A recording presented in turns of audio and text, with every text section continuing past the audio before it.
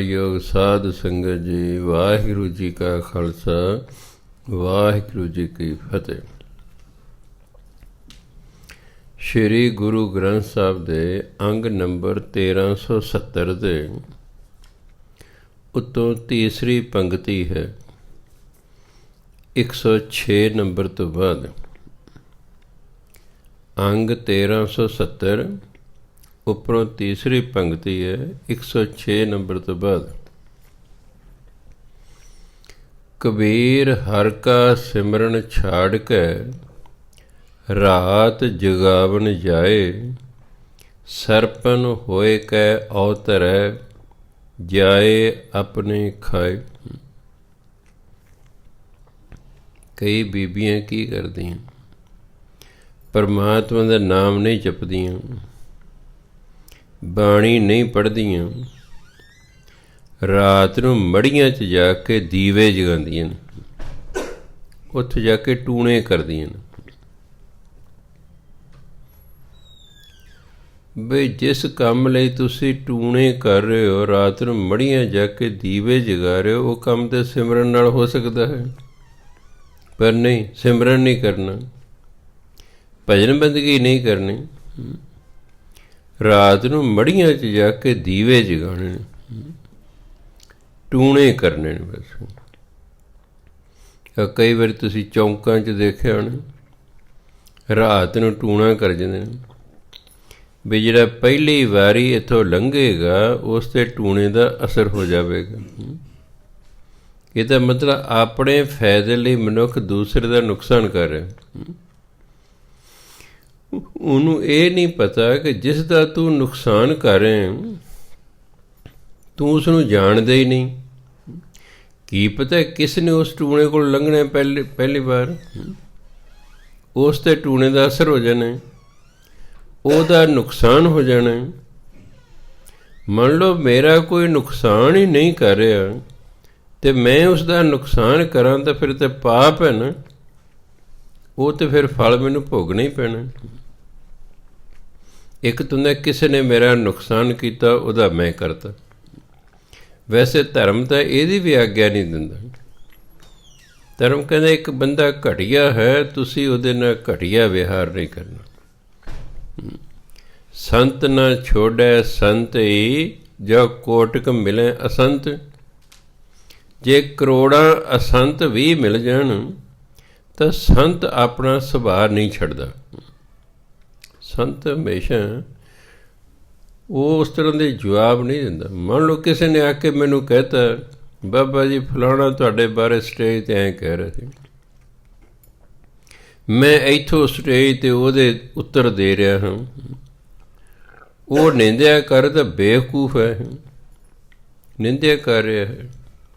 मेरा फर्ज बनता गुरबाणी सर मैं अपना चुप रहा, ਉਹਦੀ ਨਿੰਦਿਆ ਦਾ ਜਵਾਬ ਨਿੰਦਿਆ 'ਚ ਨਾ ਦੇਵਾਂ।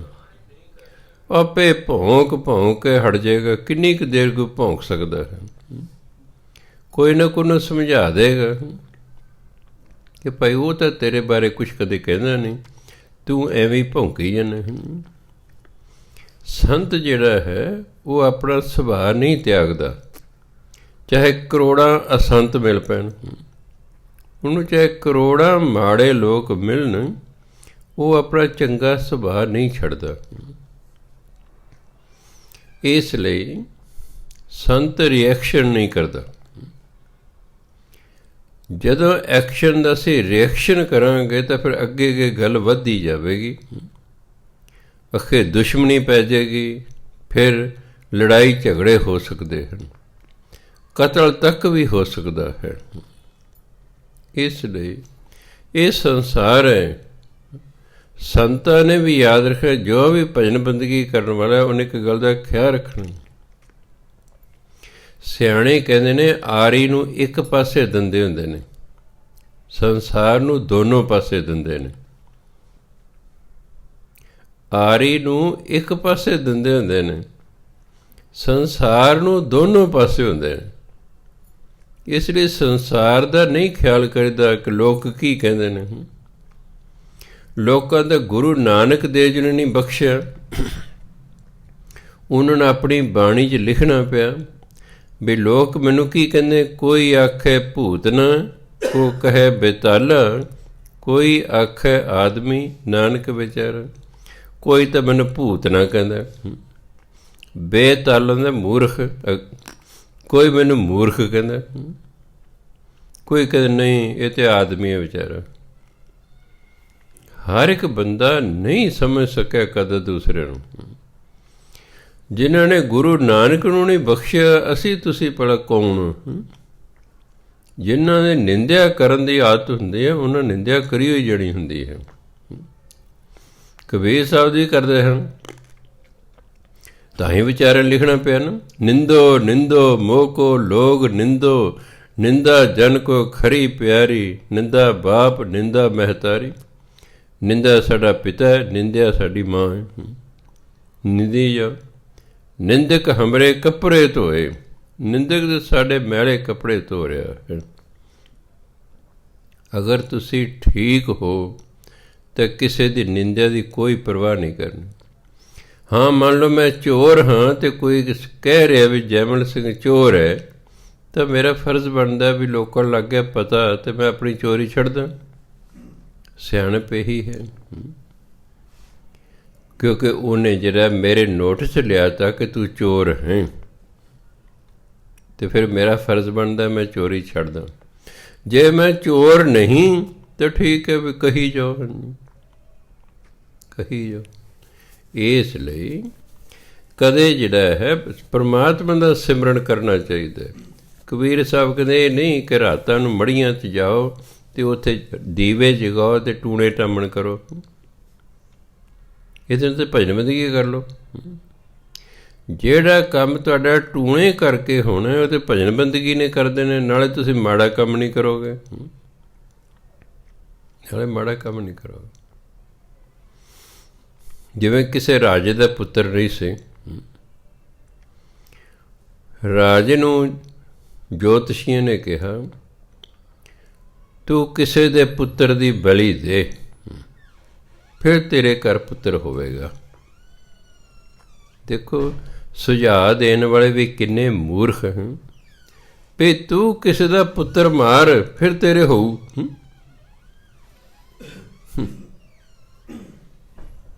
ਕਿਆ ਘਟੀਆ ਸੋਚ ਹੈ, ਕਿਆ ਘਟੀਆ ਸਲਾਹ ਹੈ ਵੀ ਤੂੰ ਕਿਸੇ ਦਾ ਪੁੱਤਰ ਮਾਰ ਫਿਰ ਤੇਰੇ ਪੁੱਤਰ ਹੋਏਗਾ। ਹੁਣ ਕਈ ਲੋਕ ਲਾਲਚ 'ਚ ਆ ਕੇ ਆਪਣੇ ਪੁੱਤਰ ਨੂੰ ਵੇਚ ਦਿੰਦੇ ਨੇ। ਰਾਜ ਨੇ ਢਿੰਡੋਰਾ ਪੜ੍ਹਤਾ ਕਿ ਮੈਨੂੰ 8-9 ਸਾਲਾਂ ਦਾ ਲੜਕਾ ਚਾਹੀਦਾ ਹੈ, ਮੈਂ ਉਹਦੀ ਬਲੀ ਦੇਣੀ ਹੈ, ਜਿੰਨੇ ਕੋਈ ਪੈਸੇ ਮੰਗੇਗਾ ਮੈਂ ਦੇ ਦਾਂਗਾ। ਇੱਕ ਪਰਿਵਾਰ ਨੇ ਰਾਜੇ ਨੂੰ ਆਪਣਾ ਪੁੱਤਰ ਵੇਚਤਾ ਹੈ, ਪੈਸੇ ਲੈ ਲਏ, ਰਾਜੇ ਨੂੰ ਵੇਚਤਾ। ਜਿਸ ਦਿਨ ਬਲੀ ਦੇਣੀ ਸੀ ਉਹ ਬੜਾ ਇਕੱਠ ਹੋ ਗਿਆ, ਦੇਵੀ ਦੇ ਸਾਹਮਣੇ ਬਲੀ ਦੇਣੀ ਸੀ, ਦੇਵੀ ਦੇ ਮੰਦਰ ਅੱਗੇ ਇਕੱਠ ਬੜਾ ਹੋ ਗਿਆ ਵੀ ਰਾਜੇ ਨੇ ਬਲੀ ਦੇਣੀ ਹੈ, ਫਿਰ ਪੁੱਤਰ, ਫਿਰ ਇਹਦੇ ਘਰ ਪੁੱਤਰ ਹੋਵੇਗਾ। ਉਦੋਂ ਰੇਤਲਾ ਇਲਾਕਾ ਹੁੰਦਾ ਸੀ, ਕਿਹੜਾ ਸੜਕਾਂ ਇਸ ਤਰ੍ਹਾਂ ਬਣੀਆਂ ਹੋਈਆਂ ਸਨ। ਬੱਚੇ ਨੇ ਮਿੱਟੀ ਦੀਆਂ ਢੇਰੀਆਂ ਬਣਾਈਆਂ, 4 ਮਿੱਟੀ ਦੀਆਂ 4 ਢੇਰੀਆਂ ਬਣਾਈਆਂ। ਜਦੋਂ ਸਮਾਂ ਆਇਆ ਬਲੀ ਦਾ, ਰਾਜਾ ਲੜਕੀ ਨੂੰ ਕਹਿੰਦਾ ਭਾਈ ਤਿਆਰ ਹੋ ਜਾ। ਉਹ ਕਹਿੰਦਾ ਜੀ ਮੈਨੂੰ 2-3 ਮਿੰਟ ਸਿਰਫ ਦੇ ਦਿਓ। ਉਹਨੇ 4 ਢੇਰੀਆਂ ਬਣਾਈਆਂ ਮਿੱਟੀ ਦੀਆਂ, ਸਾਰੇ ਵੇਖ ਰਹੇ ਨੇ। ਉਹਨੇ ਪਹਿਲਾਂ ਇੱਕ ਢੇਰੀ ਢਾਹਤੀ, ਦੂਜਾ ਸੀ, ਫਿਰ ਕੁਝ ਸਮੇਂ ਬਾਅਦ ਦੂਜੀ ਢੇਰੀ ਢਾਹਤੀ, ਫਿਰ ਤੀਜੀ ਢੇਰੀ ਢਾਹਤੀ, ਚੌਥੀ ਰੱਖ ਲਈ। ਰਾਜਾ ਹੁਣ ਭਰੀ ਸਮਝ ਪੁੱਛ ਰਿਹਾ ਵੀ ਕਾਕਾ ਇਹ ਤੂੰ ਕੀ ਕੀਤਾ? ਕਹਿੰਦਾ ਜੀ ਮਨੁੱਖ ਨੂੰ 4 ਤੋਂ ਹੀ ਕੋਈ ਉਮੀਦ ਹੁੰਦੀ ਹੈ ਮੇਰੀ ਕੋਈ ਸਹਾਇਤਾ ਕਰੇਗਾ, ਇਸ ਲਈ ਮੈਂ 4 ਢੇਰੀਆਂ ਬਣਾਈਆਂ। ਪਹਿਲੀ ਢੇਰੀ ਬਣਾਈ ਮੈਂ ਮਾਂ ਪਿਓ ਦੀ, ਵੀ ਔਖੇ ਸਮੇਂ ਮਾਂ ਪਿਓ ਮੇਰੀ ਮਦਦ ਕਰਨਗੇ। ਉਹ ਮੈਂ ਢੇਰੀ ਢਾਹਤੀ ਵੀ ਮੇਰੇ ਮਾਂ ਪਿਓ ਨੇ ਤਾਂ ਮੈਨੂੰ ਵੇਚ ਹੀ ਦਿੱਤੇ, ਇਹਨਾਂ ਮੈਨੂੰ ਕੀ ਬਚਾਉਣਾ, ਇਹਨਾਂ ਮੈਨੂੰ ਕੀ ਬਚਾਉਣਾ।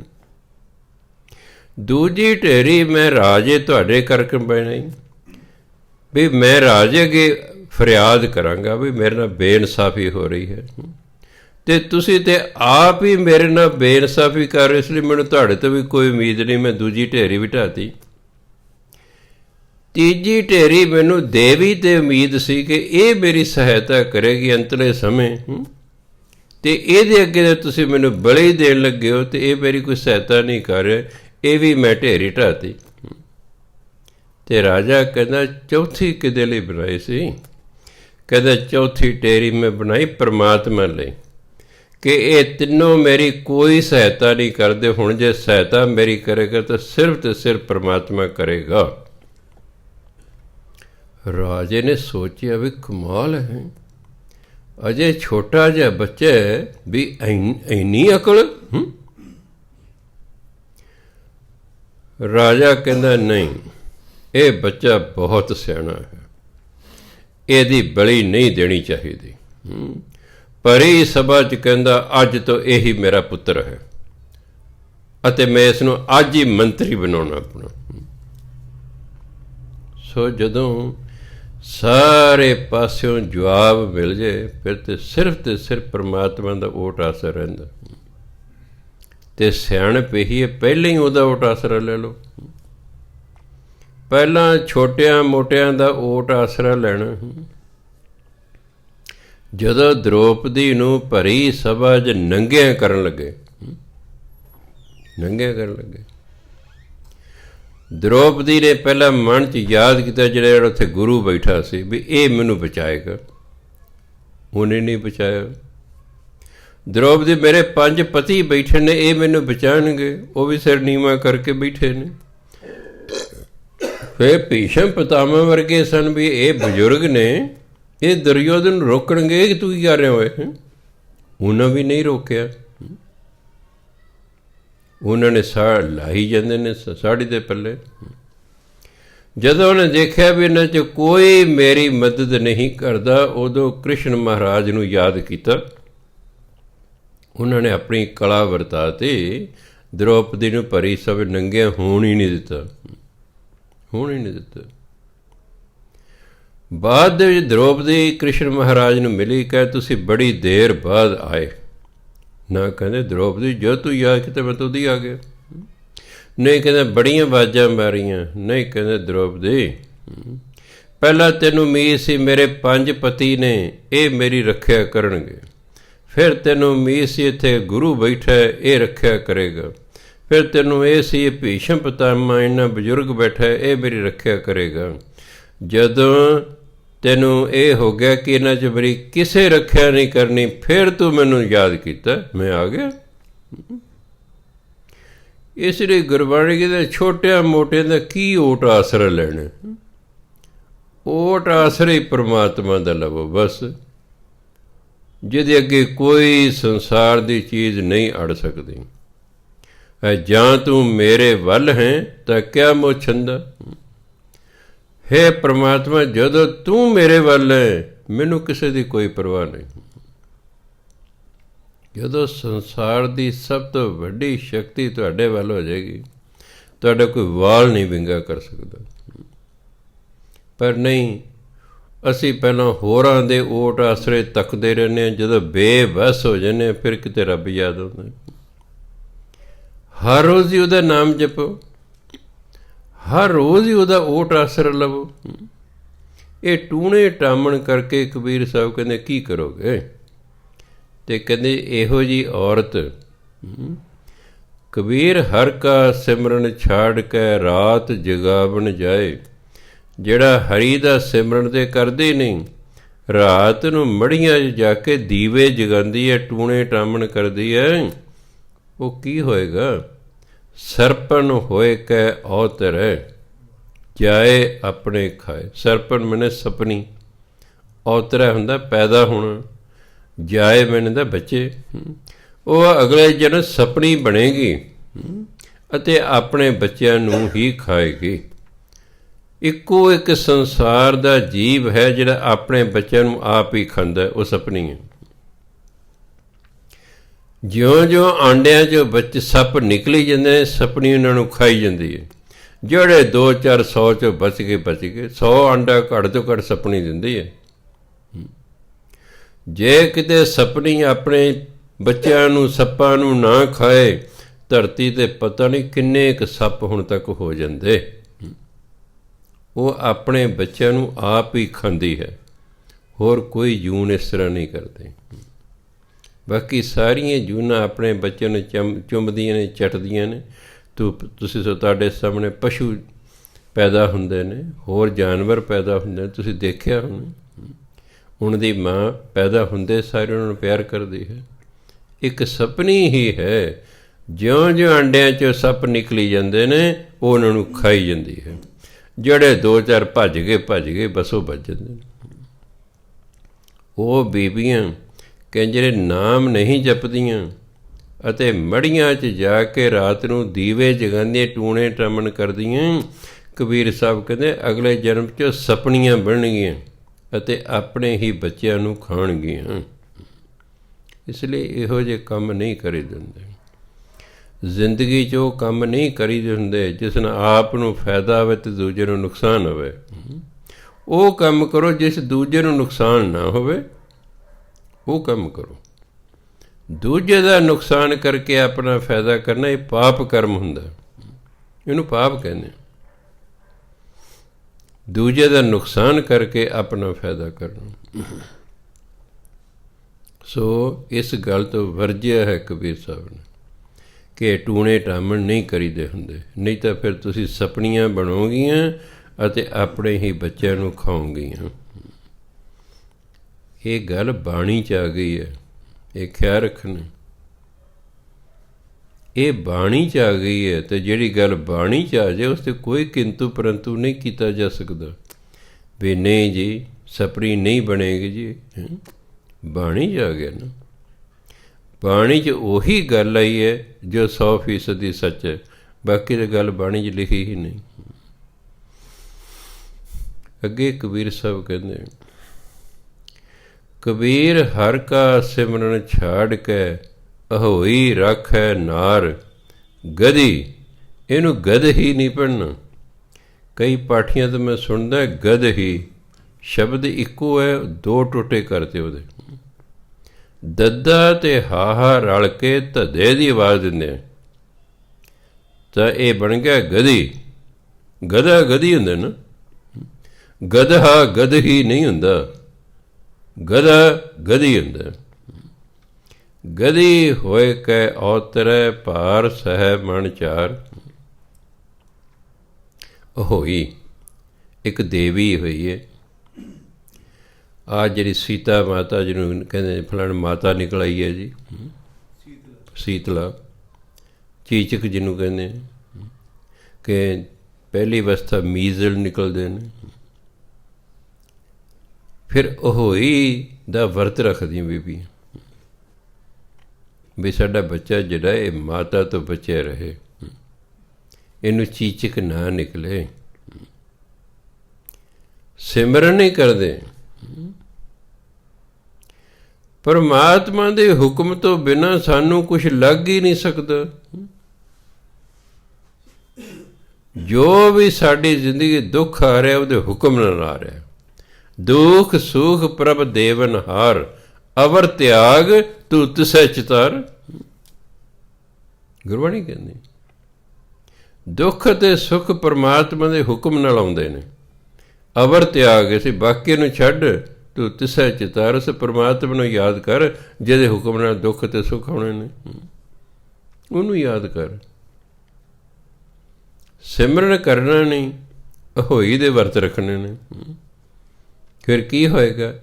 ਜਿਹੜੀ ਬੀਬੀ ਅਹੋਈ ਦਾ ਵਰਤ ਰੱਖੇਗੀ ਨਾ, ਕਬੀਰ ਸਾਹਿਬ ਨੇ ਗਧੀ ਹੋਏ ਕੇ ਔਤਰੈ, ਅਗਲੇ ਜਨਮ 'ਚ ਗਧੀ ਬਣੇਗੀ। ਔਤਰਾ ਦਾ ਜਨਮ ਲੈਣਾ, ਅਗਲੇ ਜਨਮ 'ਚ ਉਹ ਗਧੀ ਬਣੇਗੀ। ਭਾਰ ਸਹਿ ਮਣ ਚਾਰ। ਅੱਜ ਕੱਲ੍ਹ ਕੁਇੰਟਲ ਹੋ ਗਏ ਨੇ, ਉਦੋਂ ਮਣ ਹੁੰਦੇ ਪੁਰਾਣੇ। ਤੇ ਮਾਲਕ ਨੇ 4 ਮਣ ਭਾਰ ਉੱਤੇ ਲੱਦ ਦੇਣਾ ਵੀ ਚੱਲ ਲੈ ਕੇ ਚੱਲ। ਇਸ ਲਈ ਕਬੀਰ ਸਾਹਿਬ ਕਹਿੰਦੇ ਕਿਆ ਫਜ਼ੂਲ ਦੇ ਤੁਸੀਂ ਕੰਮ ਕਰ ਰਹੇ ਹੋ। ਤੁਸੀਂ ਪਰਮਾਤਮਾ ਦੀ ਭਜਨ ਬੰਦਗੀ ਕਰੋ, ਤੁਹਾਨੂੰ ਹੋਰ ਕੁਛ ਕਰਨ ਦੀ ਲੋੜ ਨਹੀਂ ਹੈਗੀ, ਕੋਈ ਵਿਅਰਥ ਦੇ ਕੰਮ ਕਰਨ ਦੀ ਲੋੜ ਨਹੀਂ ਹੈ। ਬਸ ਨਾਮ ਜਪਦੇ ਜਾਓ, ਸ਼ੁਭ ਕਰਮ ਕਰੋ, ਉਹ ਕਰਮ ਕਰੋ ਜਿਸ ਨਾਲ ਦੂਸਰੇ ਦਾ ਨੁਕਸਾਨ ਨਾ ਹੋਵੇ। ਬਸ ਸ਼ੁਭ ਕਰਮ ਕਿਹਨੂੰ ਕਹਿੰਦੇ ਨੇ? ਕਈ ਵਿਚਾਰ ਤਾਂ ਮੈਨੂੰ ਪੁੱਛਦੇ ਨੇ, ਬਾਬਾ ਸ਼ੁਭ ਕਰਮ ਕੀ ਹੁੰਦੇ ਨੇ? ਮੈਂ ਅੱਛਾ ਪਹਿਲਾਂ ਤਾਂ ਮੈਨੂੰ ਦੱਸ, ਚੋਰੀ ਕਰਨਾ ਸ਼ੁਭ ਹੈ ਕਿ ਅਸ਼ੁਭ ਹੈ? ਕਹਿੰਦੇ ਨਹੀਂ ਜੀ ਇਹ ਸ਼ੁਭ ਨਹੀਂ ਹੈ। ਮੈਂ ਤਾਂ ਫਿਰ ਤੈਨੂੰ ਪਤਾ ਹੈ, ਤੈਨੂੰ ਪਤਾ ਹੈ ਫਿਰ ਸ਼ੁਭ ਕੀ ਹੁੰਦਾ? ਠੀਕ ਕੰਮ ਕਰਨੇ ਨੇ, ਉਹ ਕੰਮ ਕਰਨੇ ਨੇ ਜਿਸ ਨਾਲ ਦੂਸਰੇ ਨੂੰ ਨੁਕਸਾਨ ਨਾ ਹੋਵੇ। ਬਸ ਆਪਾਂ ਨੂੰ ਪਤਾ, ਜੇ ਮੈਂ ਹੁਣ ਚੋਰੀ ਕਰਦਾ ਤਾਂ ਪਤਾ ਵੀ ਮੈਂ ਕਿਹਦਾ ਨੁਕਸਾਨ ਕਰਨ ਚੱਲਿਆ। ਕਿਸ ਦੇ ਘਰ ਮੈਂ ਚੋਰੀ ਕਰ ਲਈ, ਉਹਦਾ ਨੁਕਸਾਨ ਹੀ ਕੀਤਾ ਨਾ, ਫਿਰ ਇਹ ਸ਼ੁਭ ਕੰਮ ਤਾਂ ਨਾ, ਇਹ ਪਾਪ ਹੈ। ਮੈਂ ਕਿਹਦੀ ਜੇਬ ਕੱਟ ਲਈ ਹੈ, ਅਗਲੇ ਪੈਸੇ ਨੁਕਸਾਨ ਕਰਦੇ, ਇਹ ਪਾਪ ਹੈ, ਇਹ ਅਸ਼ੁਭ ਕੰਮ ਹੈ, ਇਹ ਸ਼ੁਭ ਨਹੀਂ ਹੈ। ਕੋਈ ਡਾਕਾ ਮਾਰ ਲਿਆ ਹੈ, ਉਹਨੂੰ ਲੁੱਟ ਲਿਆ ਹੈ, ਜਿਹੜਾ ਮਿਲਾਵਟ ਕਰਕੇ ਚੀਜ਼ਾਂ ਵੇਚ ਰਿਹਾ ਵੀ ਪੈਸੇ ਜ਼ਿਆਦਾ ਕਮਾ ਲਾ, ਧੋਖਾ ਧੜੀ ਕਰ ਰਿਹਾ ਹਾਂ, ਰਿਸ਼ਵਤਾਂ ਲੈ ਰਿਹਾ ਹਾਂ, ਨਸ਼ੇ ਵੇਚ ਰਿਹਾ ਹਾਂ, ਕਿੰਨੇ ਅਗਲੇ ਦੀ ਬਰਬਾਦੀ ਹੋ ਜਾਂਦੀ ਹੈ। ਉਸ ਤੋਂ ਪੈਸੇ ਲਏ, ਉਹਦੀ ਜ਼ਿੰਦਗੀ ਬਰਬਾਦ ਕਰਕੇ ਰੱਖ ਦਿੱਤੀ ਹੈ, ਨਸ਼ੇ ਵੇਚਦੇ ਨੇ। ਇਹ ਸਭ ਗਲਤ ਕੰਮ ਨੇ। ਉਹ ਕੰਮ ਜਿਸ ਨਾਲ ਦੂਜੇ ਦਾ ਨੁਕਸਾਨ ਹੋਏ, ਬਸ ਉਹ ਕੰਮ ਨਹੀਂ ਕਰਨਾ, ਅਤੇ ਨਾਲ ਆਪਣੀ ਭਜਨ ਬੰਦਗੀ ਕਰਨੀ, ਬਸ ਹੋਰ ਉੱਥੇ ਕੀ ਹੈ। ਕੋਈ ਲੰਬੀ ਚੌੜੀ ਫਿਲਾਸਫੀ ਨਹੀਂ, ਇਹ ਨਹੀਂ ਕੋਈ ਲੰਬੀ ਚੌੜੀ ਫਿਲਾਸਫੀ ਹੈ ਜੀ, ਧਰਮ ਸਮਝ ਨਹੀਂ ਆਉਂਦਾ ਜੀ, ਐਸੀ ਗੱਲ ਨਹੀਂ ਹੈ। ਸਿੱਧੀਆਂ ਜੀ ਗੱਲਾਂ ਲਿਖੀਆਂ ਹੋਈਆਂ। ਹੁਣ ਕਥਾ ਵੀ ਕੋਈ ਸੁਣ ਲਏ, ਕਥਾ ਵੀ ਸੁਣ ਲਏ, ਅਤੇ ਫਿਰ ਰਾਤ ਨੂੰ ਜਾ ਕੇ ਬੜੇ ਟੂਣੇ ਟਾਮਣ ਵੀ ਕਰੇ, ਫਿਰ ਜੇ ਅਸੀਂ ਸੁਣੀ ਜੇ ਅਸੀਂ ਨਾ ਸੁਣੀ। ਕਥਾ ਵੀ ਸੁਣ ਲਏ ਅਤੇ ਫਿਰ ਵਰਤ ਵੀ ਜਨਾਨੀ ਰੱਖਦੀ ਫਿਰੇ। ਕਰਵਾ ਚੌਥ ਦਾ ਵਰਤ ਰੱਖਦੀ ਹੈ, ਹਜੇ ਪਤੀ ਦੀ ਉਮਰ ਲੰਮੀ ਹੋ ਜਾਏਗੀ। ਕਿੰਨੀ ਅਗਿਆਨਤਾ ਹੈ। ਤੁਹਾਨੂੰ ਪਤੀ ਦੀ ਉਮਰ ਲੰਮੀ ਚਾਹੀਦੀ, ਪਤੀ ਨੇ ਤਾਂ ਕਦੇ ਵਰਤ ਨਹੀਂ ਰੱਖਿਆ। ਮੇਰੀ ਘਰ ਵਾਲੀ ਦੀ ਉਮਰ ਲੰਮੀ ਹੋਵੇ, ਉਹਨੇ ਕਦੇ ਰੱਖਿਆ? ਉਹਨੇ ਕਦੇ ਰੱਖਿਆ ਵਰਤ? ਕਿਸੇ ਬੰਦੇ ਨੇ ਕਦੇ ਵਰਤ ਰੱਖੇ? ਜਨਾਨੀਆਂ ਵਕਤ ਨੂੰ ਫੜੀਆਂ ਰਹਿੰਦੀਆਂ ਨੇ। ਜਨਾਨੀਆਂ ਹੁਣ ਹਟ ਗਈਆਂ ਨੇ, ਜਨਾਨੀਆਂ ਵੀ ਦਫਾ ਹੋਵੇ, ਮੈਂ ਇਹਦੀ ਲੰਬੀ ਉਮਰ ਤੋਂ ਕੀ ਕਰਾਉਣੀ। ਨਾਲੇ ਜੇ ਵਰਤਾਂ ਨਾਲ ਲੰਮੀਆਂ ਉਮਰਾਂ ਹੋਣ ਲੱਗ ਜਾਣ, ਫਿਰ ਤਾਂ ਗੱਲਾਂ ਹੀ ਬੜੀਆਂ ਵਧੀਆ ਨੇ, ਫਿਰ ਤਾਂ ਧਰਮ ਹੀ ਗਲਤ ਹੋ ਜਾਏਗਾ। ਧਰਮ ਤੇ ਕਹਿੰਦਾ ਜਿਸ ਦਿਨ ਤੁਸੀਂ ਮਰਨਾ ਪਹਿਲੇ ਲਿਖਾ ਕੇ ਆਇਓ, ਮਰਨ ਲਿਖਾਏ ਮੰਡਲ ਮੈਂ ਆਏ, ਮੌਤ ਲਿਖਾ ਕੇ ਤੁਸੀਂ ਸੰਸਾਰ 'ਚ ਆਏ ਹੋ। ਇਸ ਲਈ ਸਾਡੇ ਵਰਤ ਰੱਖਣ ਨਾਲ, ਸਾਡੇ ਅਰਦਾਸਾਂ ਕਰਨ ਨਾਲ ਉਮਰਾਂ ਲੰਮੀਆਂ ਨਹੀਂ ਹੁੰਦੀਆਂ। ਹਾਂ, ਉਹ ਤਾਂ ਕੋਈ ਬ੍ਰਹਮ ਗਿਆਨੀ ਹੈ, ਕਿਉਂਕਿ ਉਹ ਤਾਂ ਰੱਬ ਰੂਪ ਹੁੰਦਾ ਹੈ, ਉਹ ਸਾਡੀ ਉਮਰ ਨੂੰ ਵਧਾ ਘਟਾ ਸਕਦਾ ਹੈ। ਪਰ ਫਿਰ ਵੀ ਉਹਦੀ ਕੋਸ਼ਿਸ਼ ਹੁੰਦੀ ਸਾਡੀ ਉਮਰ ਨੂੰ ਘਟਾਉਂਦਾ ਨਹੀਂ, ਵਧਾ ਤਾਂ ਦਿੰਦਾ, ਉਹ ਘਟਾਉਂਦਾ ਨਹੀਂ ਹੈਗਾ। ਪਰ ਉਹ ਸਮਰੱਥ ਹੈ। ਬ੍ਰਹਮ ਗਿਆਨੀ ਸਮਰੱਥ ਹੁੰਦਾ ਹੈ, ਉਹ ਉਮਰ ਵਧਾ ਵੀ ਸਕਦਾ, ਉਹ ਘਟਾ ਵੀ ਸਕਦਾ ਹੁੰਦਾ ਹੈ। ਬਾਕੀ ਅਸੀਂ ਨਹੀਂ ਵਧਾ ਸਕਦੇ। ਜੇ ਅਸੀਂ ਵਧਾ ਸਕਦੇ, ਜਦੋਂ ਕਿਤੇ ਮਾਏ ਬੀਬੀ ਦਾ ਛੋਟਾ ਬੱਚਾ ਮਰ ਰਿਹਾ ਹੁੰਦਾ, ਡਾਕਟਰ ਕਹਿੰਦੇ ਇਹ ਨਹੀਂ ਬਚਦਾ, ਉਹ ਤਾਂ ਬੜੀਆਂ ਅਰਦਾਸਾਂ ਕਰਦੇ, ਮੇਰੀ ਉਮਰ ਇਹਨੂੰ ਲੱਗ ਜੇ, ਮੈਂ ਭਾਵੇਂ ਮਰ ਜਾ, ਇਹ ਜਿਉਂਦਾ ਰਹੇ। ਕੋਈ ਨਹੀਂ ਲੱਗਦੀ ਉਮਰ। ਐਕਚੁਅਲੀ ਤਾਂ ਉਹ ਮਰਨਾ ਹੀ ਨਹੀਂ ਚਾਹੁੰਦੀ, ਉਹ ਉਂਝ ਹੀ ਕਹਿੰਦੀ ਹੈ ਮੇਰੀ ਉਮਰ ਇਹਨੂੰ ਲੱਗ ਜੇ। ਜੇ ਕਿਤੇ ਸੱਚੀ ਗੁਰੂ ਮਰ ਪ੍ਰਗਟ ਹੋ ਜਾਏ, ਚੰਗਾ ਲੈ ਬੀਬੀ, ਫਿਰ ਤੇਰੀ ਉਮਰ ਤੇਰੇ ਬੱਚੇ ਲਾ, ਤੂੰ ਆਪਣੀ ਤਿਆਰੀ ਕਰ ਲੈ ਜਾਣ ਦੀ। ਨਹੀਂ ਜੀ, ਫਿਰ ਇਹਨੂੰ ਕੌਣ ਪਾਲੇਗਾ ਜੀ? ਫਿਰ ਐਂ ਕਹੂ ਝੂਠ ਬੋਲਦੇ। ਇੱਕ ਨਾ ਪੰਡਤਾਣੇ ਦਾ ਇੱਕੋ ਇੱਕ ਪੁੱਤਰ ਸੀ, ਉਮਰ ਕੇ। ਉਹ ਸਵੇਰੇ ਸਵੇਰੇ ਆਪਣੇ ਪੁੱਤਰ ਮਰੇ ਪੁੱਤਰ ਨੂੰ ਚੱਕ ਕੇ 7ਵੇਂ ਪਾਤਸ਼ਾਹ ਦੇ ਦਰ 'ਤੇ ਕੀਰਤਪੁਰ ਸਾਹਿਬ ਲੈ ਆਏ, ਰੋ ਰਹੇ ਨੇ। ਗੁਰੂ ਮਹਾਰਾਜ ਨੇ ਅੰਦਰ ਬੰਦਾ ਭੇਜੇ, ਜੋ ਪਤਾ ਕਰੋ ਕੌਣ ਰੋ ਰਿਹਾ ਹੈ। ਕਹਿੰਦੇ ਇੱਕ ਪੰਡਿਤ ਪੰਡਤਾਣੀ ਆਏ ਨੇ, ਉਹਨਾਂ ਦਾ ਜਿਹੜਾ ਹੈ ਇਕਲੌਤਾ ਪੁੱਤਰ ਸੀ, ਉਹ ਮਰ ਗਿਆ ਹੈ। ਗੁਰੂ ਮਹਾਰਾਜ ਬਾਹਰ ਨਿਕਲੇ, ਉਹ ਬੇਨਤੀਆਂ ਕਰਦੇ, ਸਾਡੇ ਪੁੱਤਰ ਨੂੰ ਜਿਉਂਦਿਆਂ ਕਰ ਦਿਓ ਜੀ। ਕਹਿੰਦੇ ਦੇਖੋ, ਪਰਮਾਤਮਾ ਦਾ ਇਹ ਅਸੂਲ ਹੈ, ਧਰਮਰਾਜ ਦਾ ਅਸੂਲ ਹੈ, ਉਹਨੇ ਨਾ ਗਿਣਤੀ ਪੂਰੀ ਰੱਖਣੀ ਹੈ। ਉਸ ਨੇ ਤਾਂ ਗਿਣਤੀ ਪੂਰੀ ਰੱਖਣੀ ਹੈ। ਉਹ ਪਰਮਾਤਮਾ ਦੇ ਹੁਕਮ ਨਾਲ ਇਹ ਮਰ ਗਿਆ ਹੈ। ਹੁਣ ਮੈਂ ਇਹਨੂੰ ਜੇ ਜਿਉਂਦਾ ਕਰ ਦੇਣਾ ਤਾਂ ਉੱਥੇ ਗਿਣਤੀ 'ਚ ਫਰਕ ਪੈ ਜਾਏਗਾ, ਉੱਥੇ ਗਿਣਤੀ 'ਚ ਫਰਕ ਪੈ ਜਾਏਗਾ। ਹਾਂ, ਮੈਂ ਇੱਕ ਕੰਮ ਕਰ ਸਕਦਾ, ਤੁਹਾਡੇ ਦੋਨਾਂ 'ਚ ਬੋਲੋ ਕੌਣ ਮਰਨ ਨੂੰ ਤਿਆਰ ਹੈ। ਤੁਹਾਡੇ ਜੇ ਇੱਕ ਮਰਨਾ ਪੈ ਗਿਆ, ਜਿਉਂਦਾ ਹੋ ਜਾਏਗਾ। ਪੰਡਿਤ ਨੂੰ ਕਹੇ ਬੋਲ ਬਈ, ਤੂੰ ਮਰਨ ਨੂੰ ਤਿਆਰ ਹੈ? ਤੇਰਾ ਬੱਚਾ ਅਸੀਂ ਜਿਉਂਦਾ ਕਰ ਦਿੰਦੇ ਹਾਂ।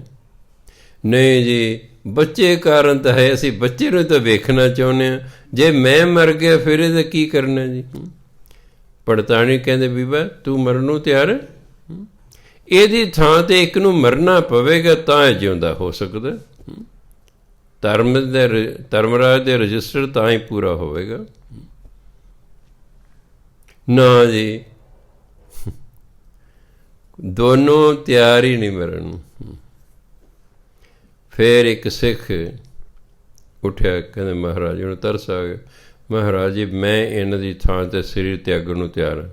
ਕਹਿੰਦੇ ਠੀਕ ਹੈ। ਉਹਨੇ ਅਰਦਾਸ ਕੀਤੀ, ਜਪਜੀ ਸਾਹਿਬ ਦਾ ਪਾਠ ਕੀਤਾ। ਉਹ ਵੀ ਇੱਕ ਸਿੱਖ ਪੂਰਾ ਸੀ। ਜੇ ਪਾਠ ਕਰਕੇ ਅਰਦਾਸ ਕੀਤੀ, ਸੱਚੇ ਪਾਤਸ਼ਾਹ ਮੇਰੀ ਉਮਰ ਇਸ ਬੱਚੇ ਨੂੰ ਲੱਗੇ, ਅਤੇ ਉਹੀ ਉਹ ਸਰੀਰ ਤਿਆਗ ਗਿਆ, ਬੱਚਾ ਜਿਉਂਦਾ ਹੋ ਗਿਆ, ਕਿ ਜਿਉਂਦਾ ਹੋ ਗਿਆ। ਸੋ ਇਹ ਸਭ ਝੂਠ ਹੈ। ਮੇਰੀ ਉਮਰ ਲੱਗ ਜੇ ਜੀ, ਕੋਈ ਨਹੀਂ ਦਿੰਦਾ ਹੈਗਾ। ਮੈਂ ਬਥੇਰੀਆਂ ਮਾਵਾਂ ਨੂੰ ਦੇਖੇ ਤਰਲੇ ਕੱਢ, ਜਦੋਂ ਬੱਚਾ ਮਰਨ ਵਾਲਾ ਹੁੰਦਾ, ਮੇਰੀ ਉਮਰ ਇਹਨੂੰ ਲੱਗ ਜੇ, ਇਹ ਤਾਂ ਮੈਂ ਭਾਵੇਂ ਮਰ ਜਾ, ਇਹ ਨਾ ਮਰੇ। ਮੈਨੂੰ ਸਭ ਯਾਦ ਆ ਜਾਂਦੇ ਕਹਾਣੀ। ਕੋਈ ਮਰਨ ਮੁਰਨ ਨੂੰ ਤਿਆਰ ਨਹੀਂ। ਜੇ ਸੱਚੀ ਗੁਰੂ ਮਹਾਰਾਜ ਪ੍ਰਗਟ ਹੋ ਜਾਣ ਨਾ, ਲੈ ਫਿਰ ਬੀਬੀ ਤਿਆਰ ਹੋ ਜਾ।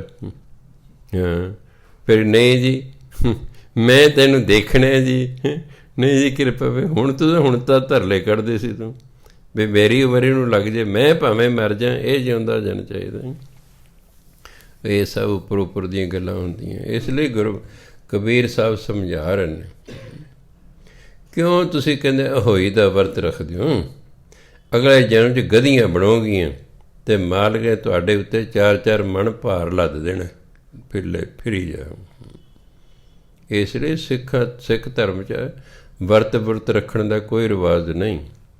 ਪਰ ਅਸੀਂ ਕਿਉਂਕਿ ਵੱਡੀ ਕਮਿਊਨਿਟੀ ਹਿੰਦੂ ਹੈ, ਹਿੰਦੂ ਬਹੁਤ ਗਿਣਤੀ 'ਚ ਹੋਣ ਕਰਕੇ ਉਹਨਾਂ ਦਾ ਅਸਰ ਸਾਡੀਆਂ ਬੀਬੀਆਂ 'ਤੇ ਵੀ ਹੋ ਗਿਆ ਹੈ। ਜਿਵੇਂ ਹਿੰਦੁਸਤਾਨ ਦੇ ਵਿੱਚ ਮੁਸਲਮਾਨਾਂ ਦੇ ਆਉਣ ਤੋਂ ਪਹਿਲਾਂ ਘੁੰਡ ਕੱਢਣ ਦਾ ਕੋਈ ਰਿਵਾਜ਼ ਨਹੀਂ ਸੀ। ਮੁਸਲਮਾਨਾਂ ਦੇ ਆਉਣ ਤੋਂ ਪਹਿਲਾਂ ਹਿੰਦੁਸਤਾਨ 'ਚ ਬੀਬੀਆਂ ਘੁੰਡ ਨਹੀਂ ਸਨ ਕੱਢਦੀਆਂ, ਪਰ ਮੁਸਲਮਾਨਾਂ ਦਾ ਰਾਜ ਸੀ, ਇਸ ਲਈ ਉਹ ਸੁੰਦਰ ਬੀਬੀਆਂ ਨੂੰ ਚੱਕ ਕੇ ਲੈ ਜਾ ਕਰਦੇ ਸਨ। ਇਸ ਲਈ ਵਿਚਾਰੀਆਂ ਆਪਣਾ ਮੂੰਹ ਛੁਪਾਉਣ ਲੱਗ ਪਈਆਂ। ਨੰਬਰ 2, ਮੁਸਲਮਾਨ ਸਾਰੀਆਂ ਬੀਬੀਆਂ ਬੁਰਕਾ ਪਾਉਂਦੀਆਂ ਸਨ, ਮੂੰਹ ਤੋਂ ਲੈ ਕੇ ਪੈਰਾਂ ਤੱਕ ਸਿਰ ਪੈਰ ਦਿਸਦੇ ਹੁੰਦੇ ਥੋੜ੍ਹੇ, ਅਤੇ ਉਹ ਜਿਹੜੇ ਬੁਰਕੇ ਦੇ ਅੱਗੇ ਜਿਹੜਾ ਪਰਦਾ ਹੁੰਦਾ ਸੀ, ਉਹਦੇ 'ਚ ਕੁਛ ਮੋਰੀਆਂ ਕੀਤੀਆਂ ਨੇ ਵੀ ਅੰਦਰੋਂ ਬੰਦੇ ਨੂੰ ਦਿਸ ਸਕੇ ਬਾਹਰ ਕੌਣ ਹੈ, ਬਾਹਰਲੇ ਨਾ ਪਤਾ ਲੱਗੇ ਇਹ ਗੋਰੀ ਜਾ ਰਹੀ, ਕਾਲੀ ਜਾ ਰਹੀ, ਬੁੱਢੀ ਜਾ ਰਹੀ ਕਿ ਨੌਜਵਾਨ ਜਾ ਰਹੀ ਹੈ। ਅਸੀਂ ਡਰਦਿਆਂ ਹੋਇਆਂ ਆਪਣੀ ਇੱਜ਼ਤ ਬਚਾਉਣ ਲਈ ਇਹ ਘੁੰਡ ਕੱਢਣੇ ਸ਼ੁਰੂ ਕੀਤੇ ਅਤੇ ਬੁਰਕੇ ਪਾਉਣੇ ਸ਼ੁਰੂ ਕੀਤੇ। ਅਸੀਂ ਬੁਰਕੇ ਤਾਂ ਨਾ ਪਾਏ, ਪਰ ਘੁੰਡ ਕੱਢਣੇ ਸ਼ੁਰੂ ਕਰ ਦਿੱਤੇ। ਉਹ ਤਾਂ ਤੀਸਰੇ ਪਾਤਸ਼ਾਹ ਨੇ ਹੁਕਮ ਹੀ ਕਰਤਾ ਫਿਰ ਕਿ ਜੋ ਸਤਸੰਗ 'ਚ ਬੀਬੀ ਆਵੇ, ਕਿਸੇ ਘੁੰਡ ਨਹੀਂ ਕੱਢਣਾ, ਕਿਸੇ ਨੇ ਘੁੰਡ ਨਹੀਂ ਕੱਢਣਾ। ਨੰਗੇ ਸਿਰ, ਨੰਗੇ ਮੂੰਹ ਆਓ, ਸਿਰ ਢੱਕ ਕੇ ਆਓ, ਚੁੰਨੀ ਲੈ ਕੇ ਆਓ, ਦੁਪੱਟਾ ਲੈ ਕੇ ਆਓ। ਉਹਦੇ ਚੁੰਨੀਆਂ ਨਹੀਂ ਸਨ ਹੁੰਦੀਆਂ, ਦੁਪੱਟੇ ਹੁੰਦੇ ਸਨ। ਦੁਪੱਟਾ ਵਾਹਵਾ ਚੌੜਾ ਹੁੰਦਾ ਸੀ। ਆਹ ਚੁੰਨੀ ਤਾਂ ਹੁਣ ਐਵੇਂ ਹੀ ਹੁੰਦੀ, ਗਲ 'ਚ ਪਾਉਣ ਲਈ ਹੁੰਦੀ, ਲੈਣ ਲਈ ਥੋੜ੍ਹਾ ਹੀ ਹਫ਼ਤੇ। ਇਹ ਤਾਂ ਤੁਸੀਂ ਸਤਸੰਗ 'ਚ ਬੈਠੇ ਇਸ ਲਈ ਚੁੰਨੀ ਲਈ ਹੈ, ਬਾਹਰ ਨਿਕਲਦੇ ਸਾਰੀ ਸਿਰ ਤੋਂ ਲਾਹ ਦੇਣੀ ਹੈ। ਵੀ ਕਿੰਨਾ ਭਾਰ ਹੈ ਸਿਰ 'ਤੇ। ਹਾਂਜੀ, ਸਿਰ ਥੱਕ ਗਿਆ ਚੁੰਨੀ ਚੱਕਦਿਆਂ ਚੱਕਦਿਆਂ। ਹਾਂਜੀ, ਮੈਂ ਆਪ ਦੇਖਿਆ। ਆ ਗੇਟ ਨਹੀਂ ਟੱਪਣਾ, ਚੁੰਨੀ ਲਾ ਦੇਣੀ ਹੈ ਆਪਣੇ ਲਈ, ਆਪ ਹੀ ਲਾ ਦੇਣੀ। ਵੀ ਕਿੰਨਾ ਬੋਝ ਹੈ, ਸ਼ੁਕਰ ਉਹ ਸਿਰ ਤੋਂ 5-7 ਕਿਲੋ ਚੁੰਨੀ ਭਾਰ ਸੀ, ਉਹ ਲੈ ਗਿਆ ਹੈ। ਇਹ ਮਜਬੂਰੀ 'ਚ ਲਈ ਹੋਈ ਹੈ ਵੀ ਗੁਰਦੁਆਰੇ ਵੜਨ ਨਹੀਂ ਦਿੰਦੇ। ਹੁਣ ਗੁਰਦੁਆਰੇ ਵੀ ਕੀ ਕਰਨ, ਹੁਣ ਚੁੰਨੀਆਂ ਲਿਆਉਂਦੀਆਂ ਨਹੀਂ ਕੁੜੀਆਂ। ਪਹਿਲਾਂ ਨਾ ਜਿਹੜੇ ਕੱਪੜਾ ਸੀ, ਟੋਕਰੀ ਹੁੰਦੀ ਸੀ ਬਾਹਰ, ਵੀ ਕੋਈ ਹਿੰਦੂ ਵੀਰ ਆਵੇ ਮੱਥਾ ਟੇਕਣ, ਉਹਦੇ ਕੋਲ ਸਿਰ ਢੱਕਣ ਨੂੰ ਨਹੀਂ ਕੁਛ ਹੁੰਦਾ, ਮਤਲਬ ਰੁਮਾਲ ਵੀ ਨਹੀਂ, ਉਹ ਉੱਥੋਂ ਰੁਮਾਲ ਲਵੇ, ਆਪਣਾ ਸਿਰ ਢੱਕੇ, ਮੱਥਾ ਟੇਕ ਕੇ ਵਾਪਸ ਉੱਥੇ ਟੋਕਰੀ 'ਚ ਰੁਮਾਲ ਧਰ ਜਾਓ। ਅੱਜ ਕੱਲ੍ਹ ਦੀ ਜਿੰਨੀਆਂ ਕੁੜੀਆਂ ਨੇ ਜਿਹੜੇ ਕਾਲਜ ਸਕੂਲਾਂ ਪੜ੍ਹੇ, ਕਿਸੇ ਕੋਲ ਵੀ ਚੁੰਨੀ ਨਹੀਂ ਹੁੰਦੀ। ਉਹ ਵਾਹ ਉੱਥੇ ਥੱਬਾ ਰੱਖਣੇ ਪੈਂਦੇ ਨੇ ਵੀ ਹਾਂ। ਬਥੇਰੇ ਗੁਰਦੁਆਰੇ ਪਾਈ ਪੈਂਟਾਂ ਪਾ ਕੇ ਗੁਰਦੁਆਰੇ ਨਾ ਆਇਆ ਕਰੋ, ਔਰ ਨਿੱਕਰਾਂ ਪਾ ਕੇ ਨਾ, ਕਿਹੜੇ ਹਟਦੇ ਹੀ ਨਹੀਂ ਹੈਗੇ ਬੰਦੇ ਨੇ। ਨਿੱਕਰਾਂ ਪਾ ਕੇ ਗੁਰਦੁਆਰੇ ਚਲੇ ਜਾਂਦੇ। ਦੱਸ ਵੇ ਹੈ, DC ਨੂੰ ਮਿਲਣ ਜਾਣਾ ਹੋਵੇ ਤਾਂ ਪੈਂਟਾਂ ਪੁੰਟਾਂ ਪਾਈਆਂ, ਬੂਟਾਂ ਨੂੰ ਪਾਲਿਸ਼ ਕੀਤੀ, ਪੱਗ ਟੂਟੀਦਾਰ ਬੰਨੀ ਹੁੰਦੀ ਹੈ, ਵੇਖਦੇ ਨੇ 2-4 ਵਾਰੀ ਵੀ ਗਲਮਾਂ ਗੁਲਮਾਂ ਠੀਕ ਹੈ, ਬਟਨ ਤਾਂ ਹੀ ਟੁੱਟਿਆ। ਗੁਰੂ ਦੇ ਦਰ 'ਤੇ ਸੜਿਆ ਜਾਂ 1.5 ਮੀਟਰ ਦਾ ਕੱਪੜਾ ਬੰਨਿਆ, ਉਹਨੂੰ ਵੀ ਡੱਬ ਪਏ ਹੁੰਦੇ ਨੇ। ਜਿਹੜਾ ਕੱਪੜਾ ਸਿਰ 'ਤੇ ਬੰਨਿਆ 2 ਮੀਟਰ ਦਾ ਮਸਾਂ ਹੋਣਾ ਪਰਨਾ, ਉਹਨੂੰ ਡੱਬ ਪਏ ਹੁੰਦੇ ਨੇ। ਦੱਸ, ਉਹ ਬੰਨ੍ਹ ਕੇ ਤੁਰ ਜਾਂਦੇ ਨੇ। ਹਾਂਜੀ, ਜਾ ਰਹੇ ਜੀ ਗੁਰੂ ਨੂੰ ਮਿਲਣ ਜੀ।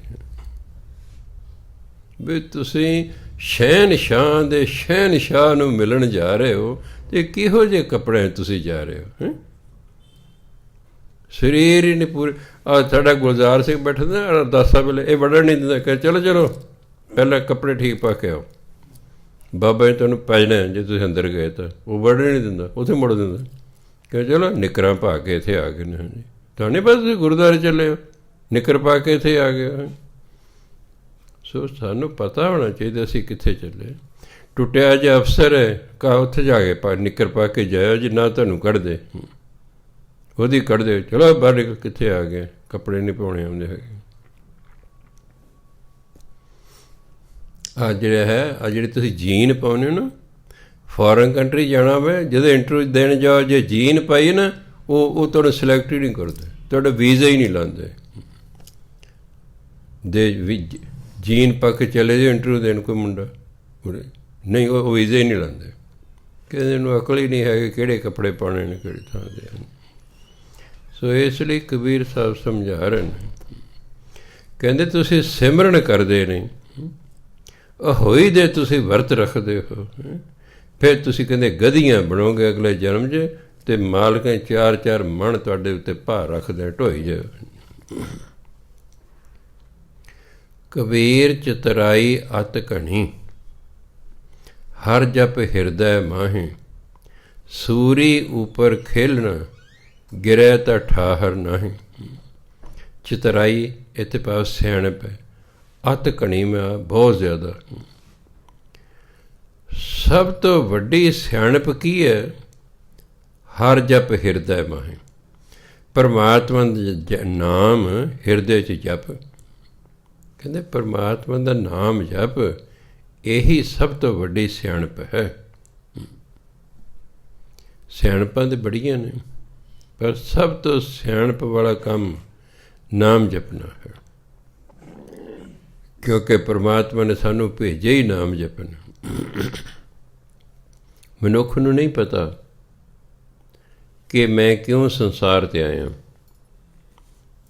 ਇਹ ਤਾਂ ਫਿਰ ਜਿੰਨੇ ਅਵਤਾਰ ਹੋਏ, ਪੀਰ ਪੈਗੰਬਰ ਹੋਏ, ਗੁਰੂ ਹੋਏ, ਸੰਤ ਮਹਾਤਮਾ ਹੋਏ, ਜਿਹਨੂੰ ਰੱਬ ਦਾ ਗਿਆਨ ਹੋਇਆ, ਉਹਨਾਂ ਨੇ ਫਿਰ ਦੱਸਿਆ ਵੀ ਸਾਨੂੰ ਤਾਂ ਪਰਮਾਤਮਾ ਨੇ ਮਨੁੱਖਾ ਜੀਵਨ ਸਿਰਫ ਇਸ ਲਈ ਦਿੱਤਾ ਹੈ ਕਿ ਉਹਦੀ ਭਜਨ ਬੰਦਗੀ ਕਰਕੇ ਅਸੀਂ ਉਸ ਨਾਲ ਮਿਲ ਜਾਈਏ ਅਤੇ ਸਾਡਾ ਜੰਮਣ ਮਰਨ ਖਤਮ ਹੋ ਜਾਵੇ। ਮਨੁੱਖਾ ਜੀਵਨ ਸਿਰਫ ਇਸ ਲਈ ਦਿੱਤਾ, ਪਰ ਇਸ ਮਨੁੱਖ ਨੂੰ ਗਿਆਨ ਨਹੀਂ ਹੈ। ਜੇ ਸਤਸੰਗ ਜਾਂਦਾ ਹੈ, ਮੰਨਦਾ ਨਹੀਂ ਹੈ। ਜੇ ਸਤਸੰਗ ਜਾਂਦਾ, ਸਤਸੰਗ 'ਚ ਇਹੀ ਗੱਲਾਂ ਦੁਹਰਾਈ ਜਾਂਦੀਆਂ ਨੇ, ਭਾਈ ਨਾਮ ਜਪਿਆ ਕਰੋ, ਬਾਣੀ ਪੜ੍ਹਿਆ ਕਰੋ, ਮਨੁੱਖਾ ਜੀਵਨ ਇਸੇ ਕੰਮ ਲਈ ਮਿਲਿਆ ਹੈ। ਅਵਰ ਕਾਜ ਤੇਰੇ ਕਿਤੇ ਨਾ ਕਾਮ, ਮਿਲ ਸਾਧ ਸੰਗਤ ਭਜ ਕੇਵਲ ਨਾਮ। ਕਹਿੰਦੇ ਹੋਰ ਤੇਰੇ ਕੰਮ ਲੇਖੇ 'ਚ ਹੀ ਨਹੀਂ ਹੈਗੇ। ਸਤ ਸੰਗਤ ਕਰ, ਪਰਮਾਤਮਾ ਦਾ ਨਾਮ ਜਪ। ਬਾਣੀ ਕਹਿੰਦੇ ਕਿਰਪਾ ਕਰੇ ਜਿਸ ਪਾਰ ਬ੍ਰਹਮ, ਹੋਵੇ ਸਾਧੂ ਸੰਗ, ਜਿਉਂ ਜਿਉਂ ਉਹ ਵਧਾਈਏ ਤਿਉਂ ਤਿਉਂ ਹਰ ਸਿਉ ਰੰਗ। ਕਿਰਪਾ ਕਰੇ ਜਿਸ ਪਾਰ ਬ੍ਰਹਮ, ਜਿਸ 'ਤੇ ਪਰਮਾਤਮਾ ਕਿਰਪਾ ਕਰਦਾ, ਹੋਵੇ ਸਾਧੂ ਸੰਗ, ਉਹਨੂੰ ਗੁਰੂ ਜਾਂ ਸਾਧੂ ਦੀ ਸੰਗਤ ਮਿਲਦੀ ਹੈ। ਕਿਰਪਾ ਪਹਿਲਾਂ ਪਰਮਾਤਮਾ ਕਰਦਾ ਹੈ। ਜਿਸ 'ਤੇ ਪਰਮਾਤਮਾ ਕਿਰਪਾ ਕਰਦਾ ਉਹੀ ਮਨੁੱਖ ਸਤ ਸੰਗਤ 'ਚ ਆਉਂਦਾ, ਦੂਜਾ ਨਹੀਂ ਹੁੰਦਾ, ਚਾਹੇ ਗੁਆਂਢ 'ਚ ਹੋ ਰਹੇ ਹੋਵੇ। ਇੱਥੇ ਦੀਵਾਨ ਲੱਗਦੇ, ਸਾਡੀ ਕਲੋਨੀ ਦੇ ਕਿੰਨੇ ਹੀ ਘਰ ਸੀ ਜਿਹੜੇ 25 ਸਾਲਾਂ 'ਚ ਇੱਕ ਵਾਰ ਵੀ ਮੱਥਾ ਟੇਕਣ ਨਹੀਂ ਆਏ। ਮੈਂ ਨੋਟ ਕਰਦਾ ਰਿਹਾ ਕਈ ਘਰ ਐਸੇ, ਕਿੰਨੇ ਹੀ ਸਾਡੀ ਕਲੋਨੀ 'ਚ ਘਰ ਨੇ ਜਿਹੜੇ ਇੱਕ ਵਾਰ ਵੀ 25 ਸਾਲਾਂ 'ਚ ਮੱਥਾ ਟੇਕਣ ਨਹੀਂ ਆਏ। ਕਿਉਂ? ਉਹਨਾਂ ਦੀ ਕਿਰਪਾ ਹੀ ਨਹੀਂ ਭਗਵਾਨ ਨੇ ਕੀਤੀ। ਉਹ ਤੁਹਾਡੇ ਬੂਹੇ ਔਰ ਐਡਾ ਵੱਡਾ ਸਮਾਗਮ ਹੈ, ਚਲੋ ਮੱਥਾ ਹੀ ਟੇਕ ਆਓ। ਜਦ ਨਹੀਂ ਸੁਣਨਾ ਨਾ ਸਹੀ, ਹੈ ਹੀ ਨਹੀਂ, ਉਹਨਾਂ ਦੀ ਕਿਰਪਾ ਹੀ ਨਹੀਂ 25 ਸਾਲਾਂ 'ਚ ਹੋਈ। ਤਾਂ ਗੁਰਬਾਣੀ ਹੈ ਕਿਰਪਾ ਕਰੇ ਜਿਸ ਪਾਰ ਬ੍ਰਹਮ, ਹੋਵੇ ਸਾਧੂ ਸੰਗ। ਜਿਸ 'ਤੇ ਪਰਮਾਤਮਾ ਕਿਰਪਾ ਕਰਦਾ ਉਹ ਫਿਰ ਗੁਰੂ ਜਾਂ ਸਾਧੂ ਦੀ ਸੰਗਤ ਉਹਨੂੰ ਪ੍ਰਾਪਤ ਹੁੰਦੀ। ਜਿਉਂ ਜਿਉਂ ਉਹ ਵਧਾਈਏ, ਜਿਉਂ ਜਿਉਂ ਤੁਸੀਂ ਸਤ ਸੰਗਤ ਕਰਦੇ ਜਾਓਗੇ, ਤਿਉਂ ਤਿਉਂ ਹਰ ਸਿਉ ਰੰਗ। ਰੰਗ ਹੁੰਦਾ ਪਿਆਰ, ਤਿਉਂ ਤਿਉਂ ਹੀ ਤੁਹਾਡਾ ਪਿਆਰ ਰੱਬ ਨਾਲ ਵੱਧਦਾ ਜਾਏਗਾ। ਕਿਉਂਕਿ ਸਤ ਸੰਗਤ 'ਚ ਆ ਕੇ ਸਾਨੂੰ ਉਤਸ਼ਾਹ ਮਿਲਦਾ। ਬਾਣੀ ਪੜ੍ਹਨੀ ਹੈ, ਨਾਮ ਜਪਣਾ, ਸ਼ੁਭ ਕਰਮ ਕਰਨੇ। ਰੋਜ਼ ਇਹੀ ਗੱਲਾਂ ਦੇਖਣੇ, ਰੋਜ਼ ਰੋਜ਼ ਕਿਹਾ ਜਾਂਦਾ ਵੀ ਕਦੇ ਤਾਂ ਮਨ ਮੰਨੇਗਾ। ਕਿਉਂਕਿ ਮਨ ਨੂੰ ਹੋਰ ਕੁਛ ਮੰਨਣ ਦੀ ਆਦਤ ਪੈ ਗਈ ਹੈ। ਜਿਵੇਂ ਅਵਾਰਾ ਕੁੱਤਾ, ਉਹਨੂੰ ਘਰ ਘਰ ਫਿਰਨ ਦੀ, ਗਲੀਆਂ 'ਚ ਫਿਰਨ ਦੀ ਆਦਤ ਪੈ ਗਈ ਹੈ। ਉਹਨੂੰ ਤੁਸੀਂ ਬੰਨ੍ਹ ਲਓ, ਉਹਨੂੰ ਬਹੁਤ ਔਖਾ ਲੱਗਦਾ। ਉਹ ਆਪਣਾ ਸਾਰਾ ਜ਼ੋਰ ਲਾਉਂਦਾ ਕਿਸ ਤਰ੍ਹਾਂ ਰੱਸੀ ਜਾਂ ਸੰਗਲੀ ਟੁੱਟ ਜਾਏ, ਜਾਂ ਕਿੱਲਾ ਪਟਿਆ ਜਾਵੇ, ਜਾਂ ਉਹਦੇ ਗਲ 'ਚੋਂ ਰੱਸੀ ਜਾਂ ਸੰਗਲੀ ਨਿਕਲ ਜਾਵੇ। ਉਹਦੇ ਤਮਾਸ਼ੇ ਵੇਖਣ ਵਾਲੇ ਹੁੰਦੇ ਨੇ। ਕਿਉਂ? ਉਹਨੂੰ ਆਦਤ ਨਹੀਂ ਨਾ ਹੈਗੀ। ਉਸ ਨੂੰ ਆਦਤ ਹੀ ਨਹੀਂ ਇੱਕ ਥਾਂ 'ਤੇ ਟਿਕਣ ਦੀ, ਉਹ ਅਵਾਰਾ ਗਰਦ ਹੈ। ਇਸ ਤਰ੍ਹਾਂ ਸਾਡਾ ਮਨ ਅਵਾਰਾ ਗਰਦ ਹੈ, ਇਹ ਇੱਕ ਥਾਂ 'ਤੇ ਟਿਕ ਕੇ ਨਹੀਂ ਬੈਠ ਸਕਦਾ। ਸਤਸੰਗ 'ਤੇ ਘੱਟ ਤੋਂ ਘੱਟ ਘੰਟਾ ਬਹਿਣਾ ਪਏਗਾ। ਹੁਣ ਜਿਹਨੇ ਕਦੇ ਸਤਸੰਗ ਕੀਤੀ ਨਹੀਂ, ਉਹ ਤਾਂ ਹਿੱਲੀ ਜਾਊਗਾ। ਕਦੇ ਆਹ ਗੋਡਾ ਚੱਕ ਲਿਆ, ਕਦੇ ਆਹ ਚੱਕ ਲਿਆ, ਕਦੇ ਇਹਦੇ ਵੱਲ ਵੇਖ ਲਿਆ, ਕਦੇ ਇਹਦੇ ਵੱਲ ਵੇਖ ਲਿਆ। ਕੌਣ ਮੱਥਾ ਟੇਕ ਰਿਹਾ ਹੈ? ਕਈ ਗੁਰੂ ਗ੍ਰੰਥ ਸਾਹਿਬ ਵੱਲ ਮੂੰਹ ਨਹੀਂ ਕਰਦੇ। ਮੈਂ ਕਈ ਬੀਬੀਆਂ ਨੂੰ ਵੇਖਦਾ ਹੁੰਦਾ, ਜਿੱਥੇ ਸੰਗਤ ਮੱਥਾ ਟੇਕਦੀ, ਜਦੋਂ ਬੈਠੇ ਉਧਰ ਨੂੰ ਮੂੰਹ ਕੀਤਾ ਹੁੰਦਾ ਵੀ ਗੁਰੂ ਤਾਂ ਇੱਧਰ ਹੈ। ਹੁਣ ਮੰਨ ਲਓ ਇੱਥੇ ਇੱਕ ਬੀਬੀ ਬੈਠੀ ਹੈ, ਉਹ ਉਧਰ ਨੂੰ ਵੇਖ ਰਹੇ ਵੀ ਕਿਹੜਾ ਮੱਥਾ ਟੇਕ ਰਿਹਾ, ਕਿਹੜਾ ਆਇਆ, ਕਿੰਨੇ ਹੁਣ ਮੱਥਾ ਟੇਕਿਆ। ਤੂੰ ਬਸ ਇਹੀ ਦੇਖੀ ਜਾ ਘੰਟਾ। ਉਹ ਕੀਰਤਨ ਤੇ ਕਥਾ ਲੰਘ ਗਈ ਵੀ ਗੁਰੂ ਤੇ ਇੱਧਰ ਹੈ। ਤੂੰ ਗੁਰੂ ਦੇ ਦਰਸ਼ਨ ਕਰਨਾ ਹੀ ਕਿ ਇਹਨਾਂ ਦੇ ਕਰਨਾ ਹੀ ਹੈ? ਤੂੰ ਇਹਨਾਂ ਲੋਕਾਂ ਦੇ ਦਰਸ਼ਨ ਕਰਨੇ ਕਰੋ ਕਿ ਗੁਰੂ ਦੇ ਦਰਸ਼ਨ ਕਰਨਾ ਹੀ? ਜਿੱਧਰ ਨੂੰ ਗੁਰੂ ਮੈਂ ਉਧਰ ਨੂੰ ਮੂੰਹ ਕਰੋ, ਉਧਰ ਨੂੰ ਮੂੰਹ ਕਰੋ। ਇੱਧਰ ਬੈਠੋ ਐ ਨੂੰ ਮੂੰਹ ਕਰੋ, ਗੁਰੂ ਮਹਾਰਾਜ ਇੱਧਰ ਬੈਠੋ ਐ ਨੂੰ ਮੂੰਹ ਕਰੋ, ਉੱਧਰ ਬੈਠੋ ਇਸ ਤਰ੍ਹਾਂ ਨੂੰ ਮੂੰਹ ਕਰੋ। ਇਹ ਥੋੜ੍ਹਾ ਇੱਥੇ ਬਹਿ ਤੇ ਮੂੰਹ ਉੱਧਰ ਨੂੰ ਕਰੀ ਜਿੱਥੇ ਮੱਥਾ ਟੇਕਦੇ ਨੇ। ਉਹ ਤਾਂ ਸਾਫ਼ ਜ਼ਾਹਰ ਹੈ ਕਿ ਬਸ ਐਵੇਂ ਫਾਰਮੈਲਿਟੀਆਂ ਹੋ ਰਹੀਆਂ ਨੇ। ਕੁਛ ਸਿੱਖਣ ਨਹੀਂ ਆਏ, ਕੁਝ ਸੁਣਨ ਨਹੀਂ ਆਏ। ਉਹ ਤਾਂ ਉਹੀ ਕਹਿ ਲੈ, ਕਹਿੰਦੇ ਚੱਲ ਨਹੀਂ ਚੱਲ, ਕਹਿੰਦੀ ਗੱਲਾਂ ਨਾ ਕਰ, ਅਸੀਂ ਸਾਲ ਬਾਅਦ ਮਿਲੀਆਂ, ਗੱਲਾਂ ਨਾ ਕਹਿੰਦੇ ਕਰ। ਬਸ ਉਹ ਦਰਸ਼ਨ ਕਰਨ ਆਏ ਨੇ 7 ਦਿਨਾਂ ਬਾਅਦ। ਵੀ ਚਲੋ ਉਹ ਬਾਹਰ ਮਿਲ ਲਿਓ, ਉਹ ਬਾਅਦ 'ਚ ਮਿਲ ਲਿਓ। ਕਿਹੜਾ ਤੁਹਾਨੂੰ ਕੋਈ ਰੋਕਦਾ ਬਾਹਰ ਮਿਲਣ ਤੋਂ? ਜਦੋਂ ਹੁੰਦਾ ਕੋਈ ਰੋਕਦਾ ਹੋਵੇ ਬਾਹਰ ਮਿਲ ਲਓ। ਉਹਦਾ ਗੁਰੂ ਵੱਲ ਨੂੰ ਮੂੰਹ ਕਰੋ। ਉਹੀ ਗੁਰਮੁਖ ਹੁੰਦਾ ਜਿਹੜਾ ਜਿਹਨੇ ਗੁਰੂ ਵੱਲ, ਗੁਰੂ ਦੇ ਦਰ 'ਤੇ ਆ ਕੇ ਗੁਰੂ ਵੱਲ ਨੂੰ ਮੂੰਹ ਹੀ ਨਹੀਂ ਕਰਨਾ। ਉਹ ਕਦੇ ਗੁਰਮੁਖ ਹੈ? ਉਹ ਤਾਂ ਮਨਮੁਖ ਹੈ। ਉਹ ਤਾਂ ਮਨਮੁਖ ਹੈ, ਉਹਨੇ ਮੂੰਹ ਹੀ ਦੂਜੇ ਪਾਸੇ ਨੂੰ ਕਰ ਰੱਖਿਆ। ਸੋ ਗੁਰੂ ਮਹਾਰਾਜ ਕਿਰਪਾ ਕਰਨ। ਕਹਿੰਦੇ ਕਬੀਰ ਚਤੁਰਾਈ ਅਤ ਘਣੀ, ਹਰ ਜਪ ਹਿਰਦੈ ਮਾਹੀ। ਸਭ ਤੋਂ ਘਣੀ, ਸਭ ਤੋਂ ਵੱਡੀ ਸਿਆਣਪ ਹੈ ਹਰੀ ਦਾ ਨਾਮ ਆਪਣੇ ਮਨ 'ਚ ਜਪਣਾ, ਹਿਰਦੇ ਜਪਣਾ। ਕੋਈ ਲੋਕ ਵਿਖਾਵਾ ਨਹੀਂ ਕਰਨਾ ਵੀ ਉੱਚੀ ਉੱਚੀ ਜਪੀ ਜਾਓ ਜੀ। ਆਪਣਾ ਮਨ 'ਚ ਆਰਾਮ ਨਾਲ ਨਾਮ ਜਪਦੇ ਰਹੋ। ਕਈ ਚੀਜ਼ਾਂ ਹੁੰਦੀਆਂ ਲੋਕ ਵਿਖਾਵੇ ਲਈ ਨਹੀਂ ਹੁੰਦੀਆਂ, ਕਈ ਚੀਜ਼ਾਂ ਲੋਕ ਵਿਖਾਵੇ ਲਈ ਨਹੀਂ ਹੁੰਦੀਆਂ। ਬਹੁਤ ਸਾਰੀਆਂ ਚੀਜ਼ਾਂ ਵਿਖਾਵਾ ਨਹੀਂ ਕਰਨਾ ਹੁੰਦਾ। ਪਹਿਲਾਂ ਮੈਂ ਦੇਖਿਆ ਦਾਜ ਦਿੰਦੇ ਸੀ, ਵਿਖਾਵਾ ਕਰ ਪਾਉਂਦੇ ਸੀ। ਵਿਹੜੇ 'ਚ ਮੰਜੀਆਂ ਡਾਹ ਲੈਣੀ, ਉਹਦੇ ਉੱਤੇ ਜੋ ਕੁਛ ਦਾਜ ਦੇਣਾ ਹੈ ਜਾਂ ਆਇਆ ਹੈ। ਜੇ ਤੇ ਲੜਕੀ ਵਿਆਹੁਣੀ ਹੈ ਤਾਂ ਇੱਕ ਦਿਨ ਪਹਿਲਾਂ ਸਭ ਬੀਬੀਆਂ ਨੂੰ ਸੱਦ ਕੇ ਨਾ ਆਲੇ ਦੁਆਲੇ ਦੀਆਂ ਨੂੰ ਵਿਖਾਉਂਦੀਆਂ ਸੀ ਵੀ ਅਸੀਂ ਆਹ ਦਾਜ ਆਪਣੀ ਕੁੜੀ ਨੂੰ ਦੇ ਰਹੇ ਹਾਂ। ਫਿਰ ਜਿਹੜਾ ਦਾਜ ਦਿੱਤਾ ਜਾਂਦਾ ਸੀ ਉਹਦੀ ਲਿਸਟ ਬਣਾਈ ਜਾਂਦੀ ਸੀ, ਉਹ ਫਿਰ ਪੜ੍ਹ ਕੇ ਸੁਣਾਈ ਜਾਂਦੀ ਸੀ ਬਰਾਤੀਆਂ ਨੂੰ ਕਿ ਅਸੀਂ ਆਹ ਦਾਜ ਕੁੜੀ ਨੂੰ ਦਿੱਤਾ ਹੈ। ਮੈਂ ਆਪਣੀ ਭੈਣ ਵੇਲੇ ਮੇਰੀ ਡਿਊਟੀ ਲਾਈ ਸੀ, ਮੈਨੂੰ ਲਿਸਟ ਦਿੱਤੀ ਕਿ ਤੂੰ ਪੜ੍ਹ ਕੇ ਸੁਣਾ ਦੇ ਵੀ ਆਹ ਕੁਝ ਦਿੱਤਾ, ਨਾ ਕੁਝ ਦਿੱਤਾ। ਜਦੋਂ ਦਾਜ ਲੈ ਕੇ ਬੀਬੀਆਂ ਆਉਂਦੀਆਂ ਸਨ ਫਿਰ ਵੀ ਵਿਖਾਲਾਪਨ ਸੱਦਦੀਆਂ ਸਨ, ਆਂਡਣਾ ਗੁਆਂਢਣ ਵੀ ਆਓ ਜੀ ਜਿਹੜਾ ਦਾਜ ਦਿੱਤਾ ਵੇਖ ਲਓ ਆ ਕੇ। ਉਹ ਵਿਖਾਵੇ ਦਾ ਰਿਵਾਜ਼ ਸੀ। ਰਿਵਾਜ਼ ਹੁਣ ਵੀ ਵਿਖਾਵੇ ਦਾ ਹੈ। ਹੁਣ ਤਾਂ ਮੂਵੀ ਬਣ ਜਾਂਦੀ ਹੈ, ਉਹ ਤਾਂ ਪੱਕੇ ਰਿਕਾਰਡ ਹੈ ਵੀ ਆਹ ਦਿੱਤਾ। ਉਹ ਤਾਂ ਪੱਕਾ ਰਿਕਾਰਡ ਕੋਈ ਨਹੀਂ ਸੀ ਹੁੰਦਾ। ਹੁਣ ਤਾਂ ਪੱਕਾ ਰਿਕਾਰਡ ਕੋਰਟ 'ਚ ਅਗਲਾ ਪੇਸ਼ ਕਰ ਦਿੰਦਾ। ਜਦੋਂ ਤਲਾਕ ਮਹੀਨੇ ਬਾਅਦ ਹੁੰਦਾ ਨਾ, ਉੱਥੇ ਪਿਆ ਦੇਖੋ ਅਸੀਂ ਆਹ ਦਿੱਤਾ ਸੀ ਇਹਨਾਂ ਨੂੰ। ਇੱਕ ਆ ਗਿਆ ਮੇਰੇ ਕੋਲ ਹੱਸਦੇ, ਵਿਆਹ ਮੈਂ ਕਰਾਉਣਾ। ਮੈਂ ਕਾਕਾ ਪਹਿਲਾਂ 15 ਲੱਖ ਦੀ FD ਕਰਾ ਲੈ ਆਪਣੇ ਨਾਂ 'ਤੇ। ਕਹੀ ਉਹ ਕਾਹਦੇ ਲਈ? ਕਦੇ ਮਹੀਨੇ ਬਾਅਦ ਤੇਰੀ ਘਰ ਵਾਲੀ ਚਲੇ ਜਾਣਾ ਤੈਨੂੰ ਛੱਡ ਕੇ, ਫਿਰ 15 ਲੱਖ ਲੈ ਕੇ ਖੜਾ ਛੁੱਟੂ, ਇਸ ਲਈ ਤੂੰ 15 ਲੱਖ ਪਹਿਲਾਂ ਹੀ ਜਮ੍ਹਾਂ ਰੱਖ, ਫਿਰ ਆਈ ਮੇਰੇ ਕੋਲ। ਹਾਂਜੀ, ਜੋ ਤੇਰੀ FD ਹੋ ਗਈ ਫਿਰ ਮੇਰੇ ਕੋਲ ਆ ਜੀ, ਫਿਰ ਮੈਂ ਤੈਨੂੰ ਦੱਸ ਦਾਂਗਾ ਤੇਰਾ ਕਦੋਂ ਵਿਆਹ ਹੋਏਗਾ, ਮੈਂ ਤਿਆਰੀ ਰੱਖੋ। ਸੋ ਕਬੀਰ ਸਾਹਿਬ ਕਹਿੰਦੇ ਅਸਲ ਸਿਆਣਪ ਹੈ ਨਾਮ ਜਪਣਾ। ਸੂਰੀ ਉੱਪਰ ਖਿਲ, ਸੂਰੀ ਪਾਰ ਸੂਲੀ। ਅੱਜ ਕੱਲ੍ਹ ਫਾਂਸੀ ਕਹਿੰਦੇ ਨੇ, ਪਹਿਲਾਂ ਸੂਲੀ ਹੁੰਦੀ ਸੀ। ਕਦੇ ਤੁਸੀਂ ਈਸਾ ਮਸੀਹ ਦੀ ਫੋਟੋ ਵੇਖੀ ਹੋਣੀ ਹੈ, ਉਹਨਾਂ ਨੇ ਸੂਲੀ 'ਤੇ ਟੰਗਿਆ ਹੋਇਆ ਹੈ। ਉਹ ਐਂ ਦੀ ਬਣੀ ਹੁੰਦੀ ਜਿਵੇਂ ਬੰਦਾ ਐਂ ਖੜਾ, ਇਸ ਤਰ੍ਹਾਂ। ਆਹ ਬਾਹਾਂ ਇੱਧਰਲੇ ਪਾਸੇ ਫੱਟੇ ਨਾਲ ਬੰਨ੍ਹ ਦਿੰਦੇ ਸਨ, ਇੱਧਰਲੀ ਬਾਂਹ ਇੱਧਰ ਬੰਨ੍ਹ ਦਿੰਦੇ ਸਨ, ਇਸਲੇ ਫੱਟੇ ਨਾਲ ਉਹਦੀ ਲੱਤਾਂ 'ਤੇ ਲੱਕ ਬੰਨ੍ਹ ਦਿੰਦੇ ਸਨ। ਫਿਰ ਜਿਹੜਾ ਹੈ ਉਹਦੇ ਫਿਰ ਕਿੱਲ ਠੋਕਦੇ ਸਨ, ਤਾਂ ਜਦੋਂ ਖੂਨ ਵਗ ਵਗ ਕੇ ਉਹ ਮਰ ਜੇ ਤੜਫ ਤੜਫ ਕੇ। ਜਿਹੜਾ ਈਸਾ ਮਸੀਹ ਨੂੰ ਇਸ ਤਰ੍ਹਾਂ ਕੀਤਾ ਸੀ, ਸੂਲੀ 'ਤੇ ਟੰਗਿਆ ਸੀ ਉਹਨਾਂ ਨੂੰ, ਅਤੇ ਫਿਰ ਉਹਨਾਂ ਦੇ ਸਰੀਰ 'ਚ ਕਿੱਲ ਠੋਕੇ ਸਨ ਵੀ ਉਹ ਜ਼ਖਮ ਹੋ ਜਾਣਗੇ, ਖੂਨ ਵਗ ਵਗ ਕੇ ਤੜਫ ਤੜਫ ਕੇ ਮਰ ਜਾਵੇਗਾ।